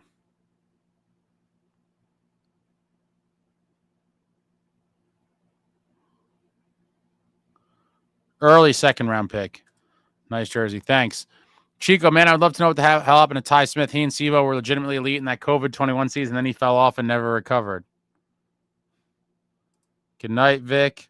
Yeah, Devil Dog. I said that. They're all late round picks. So it's, it's much easier to make a egregious error there.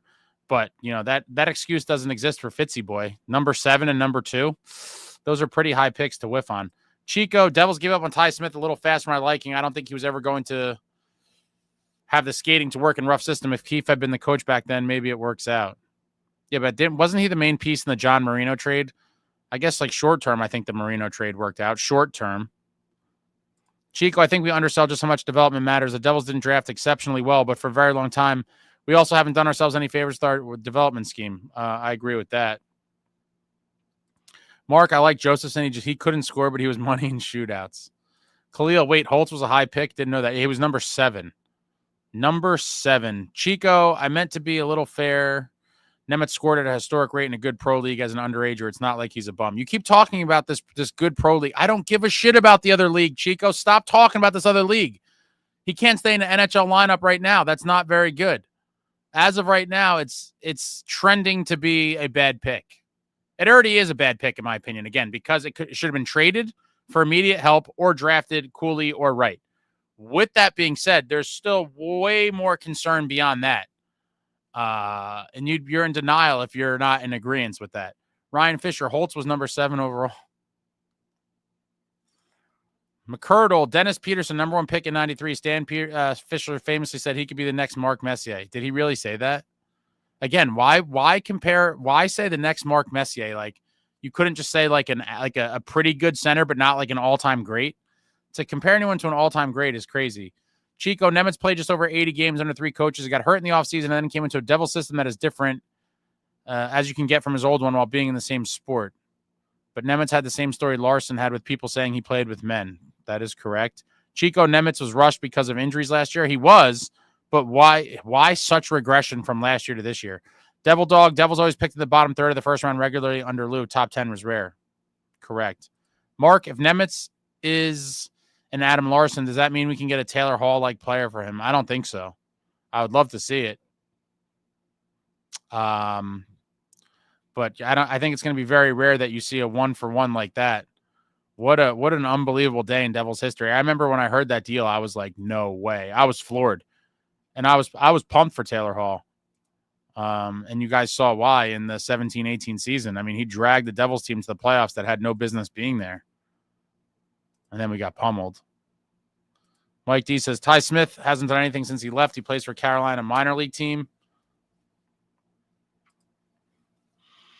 Chico, he's 21 and he got rushed. Give the kid a minute. No, I agree. It's still super early. But, you know, you would like to see a little bit more at this point, especially after, you know, if he played in Utica all last season, then I would probably be a little more patient of it, I suppose. But I think because we saw him do okay last year, and now it's like, where did that guy go? It's a little troublesome. But I think being yo-yoed in and out didn't help.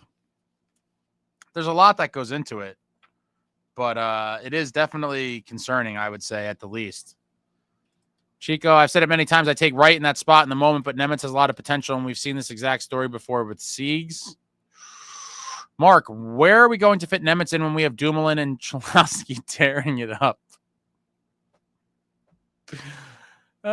Jack, I always love every year how a top forward prospect compares to Sidney Crosby. That's why when I hear all this stuff, I'm like, why does it always have to be like a comparison to an all-time, like Crosby's an all-time great, right? Like, why set a kid up for failure like that? He's not going to compare to Sidney Crosby. He's just not. Why even put that out there in the world? It's crazy. Mike D said Dennis Peterson got us Alex Mogilny. Great pick. Chico, why such regression? He got thrown to the Wolves. Keefe prioritized getting Luke used to the system, rightfully so, but left Nemec out to dry with Casey. Khalil, Jack, for real, they compared Crosby and Bedard in the 23-24 season. Yeah, Bedard's going to be a good player, but come on. Sidney Crosby? Bedard has had a bad season this year, right? It's not terrible. 54 points in 70 games. But I think people are expecting a little bit more. Chico, I'd say the same thing about Casey. Thankfully, I think neither should have seen the NHL. Or truthfully, I think neither should have seen NHL time this year or last. In an ideal world, probably not. But injuries and desperation, like you said, that leads to guys getting rushed. Look no further than Shimo Nemec. Mark, Tom Curvers is one of the most consequential players we ever had. Before my time. How long was he on the team?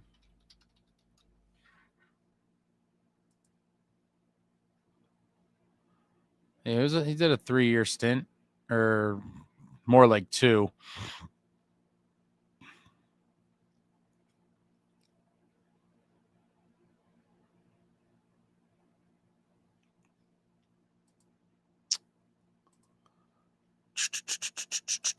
Chico, hockey is such an emotional, mental sport, too. The kid's confidence.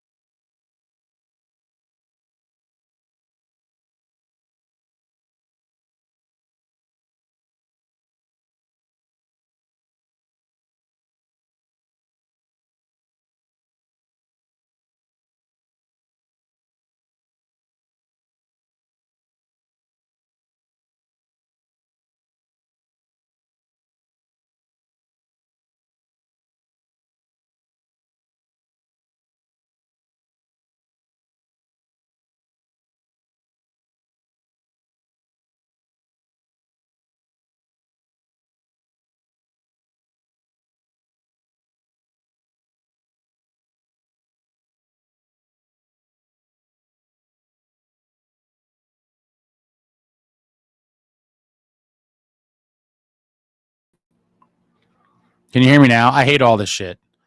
There's literally, if I hit it, I know it starts lighting up. Can you hear me now?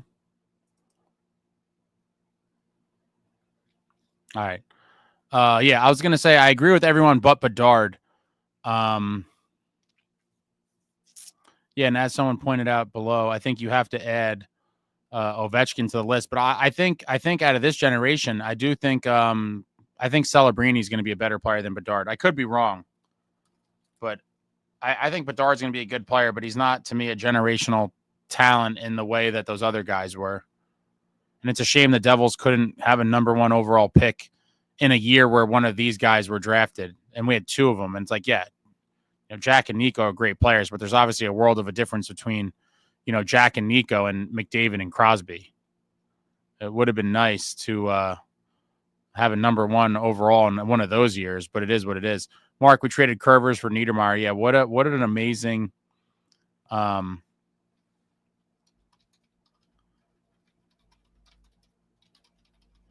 we traded it for the pick because we drafted him.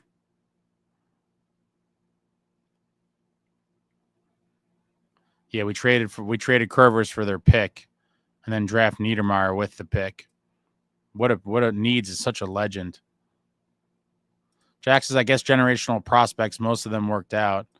Chico, but I blame Fitz for all of this really. Had he picked Rossi and Wright, they both have more than enough runway to develop before now. This team looks so different with Rossi and Wright right now, or Rossi and Cooley, whoever. What an amazing group of centers we would have. And at that point, maybe, with that type of center depth, you do try to push one of them or Jack to wing. Mark, Bedard is very good, but he's not generational. Guys like McDavid, Crosby, McKinnon, Ovechkin turn their clubs into contenders almost overnight. Agreed. Yeah. Yeah, I can't put Bedard in that group yet. I mean, the hype and the talent is certainly there, but I don't know. I feel like Bedard might, I don't want to wish ill on him, but I think he might not live up to the hype per se. It was a lot of crazy hype, in my opinion. And yeah, he's a very good player, but he's not those other guys. Bedard has 62 PIMs, huh? Maybe taking retaliatory penalties on guys after they crush them.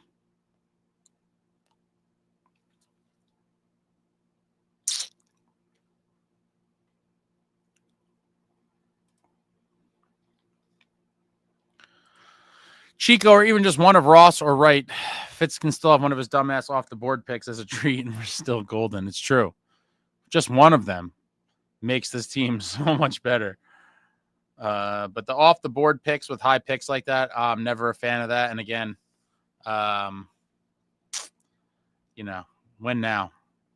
win now, which is why it's hard for me to get that excited about, Salayev and guys like that, just because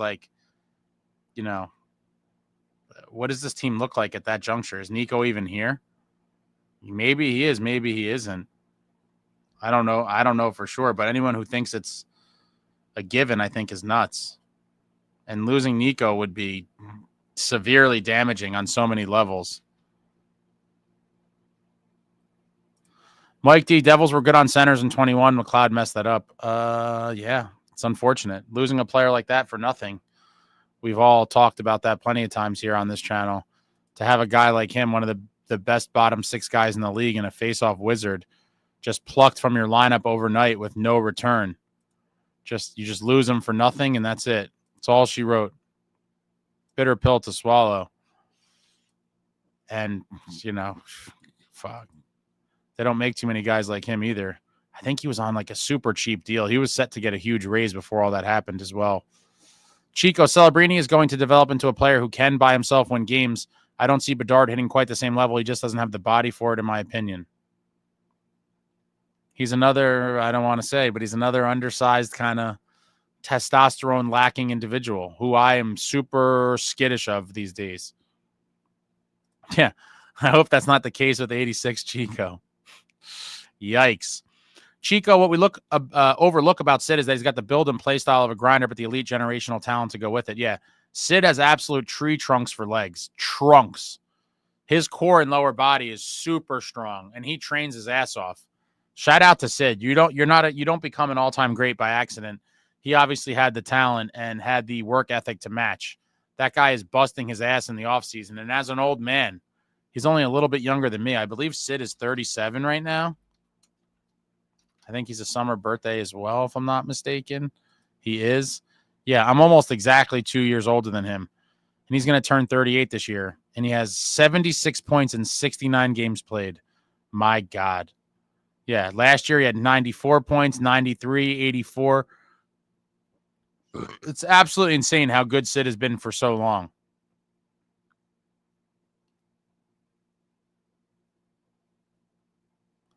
He's never had less than a point per game. He's never been less than a point per game player in any one season. Let me just double check that. That is insane. He's averaged over a point per game every single season he's ever played in the league. And as a result, he has 1,672 points in 1,341 career games. What a fucking career. I was at his debut. It feels like yesterday. First game in the league. October 5th, 2005 against the Devils. Yeah, he's nearly 1.25 points a game player. 1.246 points a game. That is insanity. Insanity. That's why he dominates games on his own. Mark, I screamed for that second overall pick to be traded outside right and Cooley. You only had Marco Kasper. It was not a great draft. I wanted to trade it for a win now. And I was hoping we were going to dangle it with some other pieces to try to get Matthew Tkachuk. Mark, we needed a face-off guy, and Fitz couldn't get Sturm. We went for a fourth-round pick to Florida. That definitely infuriating also. Chico says, Jack will have to dominate in a different way, and I think he can, but he'll need more help than Sid or Celebrini. Sid also improved where his game was lacking. He used to be terrible at face-offs, and he worked a ton to eventually become one of the best in the league. Yeah, that's the difference between, guys that are kind of into it and guys that eat, sleep, and breathe hockey. And I believe that is Sid. Chico, you could only play the cards you're dealt. Jack and Nico can be the 1 and 2 on a contender, but you have to adjust accordingly.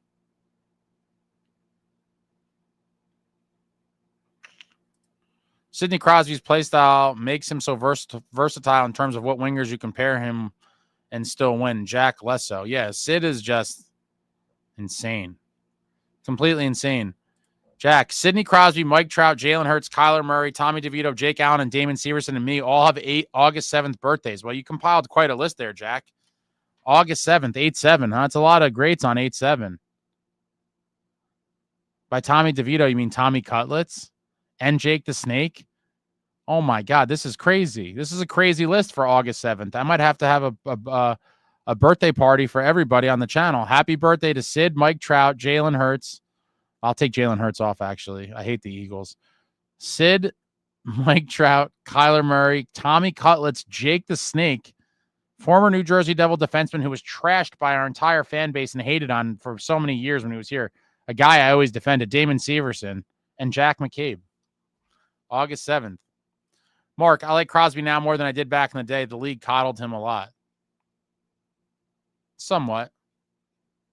But he's been great for 20 years. There's nothing you could say about his dedication to the game and just getting better and being a winner and being a champion. And my God, over 1,300 games played in his career and nearly 1.25 points a game player is just bananas.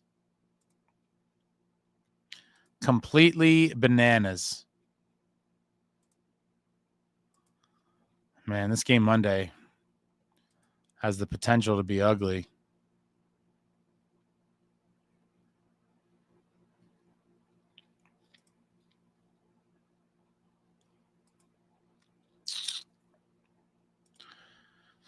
Jack, Crosby's a textbook professional, nothing but class, the utmost respect for him. Yeah. I've been a Sid fan for sure. Khalil, me and Stefan Nason have the same birthday, February 12th. Very nice. Chico, people piled on Sivo about the giveaways when he was the only player on the blue line who could move the puck at all for so long. That's why he had it so much and why he had more giveaways. Yeah, he can make a nice stretch pass too. I always said to people, you don't realize how bad we'd be without Severson. Good for him. He got that payday and went to Columbus. Mark, I share the same birth date as Larry Robinson, so I win. So far, you definitely do win. Chico, people saw Moore score 2 OT goals, and they were convinced he was good. When the reality is Sivo was out there defending and moving the puck alone for 2 years. It's such a shame that he literally was on the Devils for, like, the height of the mediocrity shit and then left at what should have been the turnaround. You're talking about a guy who came in a couple seasons after the Cup run and literally was there from 14-15 to 22-23. What a painful 1, 2, 3, 4, 5, 6, 7, 8, 9 years of Devils hockey. That's the same thing. He has that one playoff round win. That one playoff round win against the Rangers and 6 total playoff games won. Him, Nico, and he was here for a few seasons before them. So he was in the same category as Bratter and Nico, just long time player that has not felt success. It's a damn shame. It's really a damn shame. Closing time. It's the Saturday night special. Jack, so glad Severson was able to win a round in the playoff goal versus Carolina.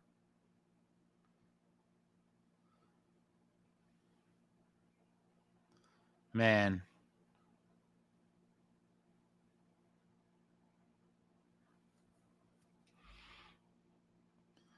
All right, that's it, guys. Checking out.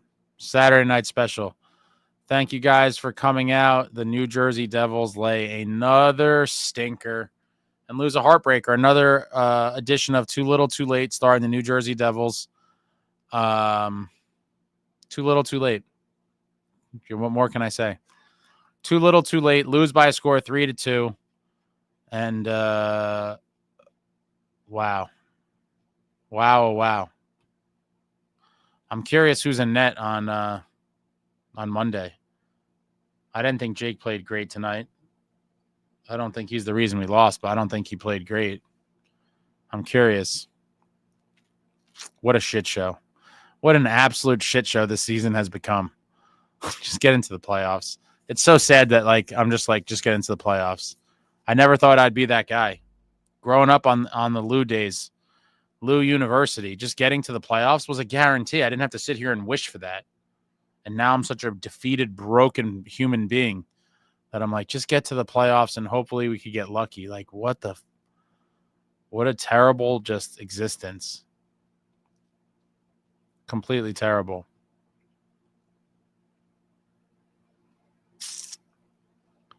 Completely terrible. But all right, guys, thanks for coming out. I'm trying to get that cam thing out. Let me see. Let me maybe I'll commit to a day right now.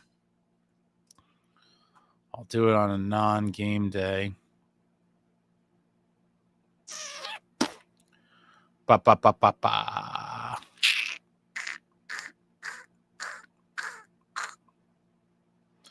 All right, so the cam video is going to come out Tuesday or Thursday. Probably Thursday.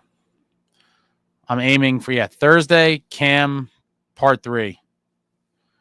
And then Cam part 3 Thursday. I just lost my tab here. And then maybe the next week or two, Pando. I still got to do the giveaway show, which I'm trying to figure out how exactly to do. I'll be posting all this shit soon.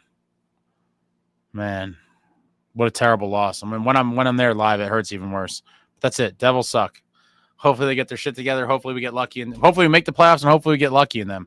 But thank you all for coming out. Hit the thumbs up on your way out. And Khalil, the Devils had Bastion first. Then he went to Seattle, and then he came back to the Devils. I just saw that in the chat at the bottom. And that's it, guys. Hit the thumbs up on the way out. New stuff coming out. Aiming for Thursday for Cam Part 3. And that's it. That's all I got. Like, comment, subscribe, and all that jazz. Until next time, friends, let's go Devils.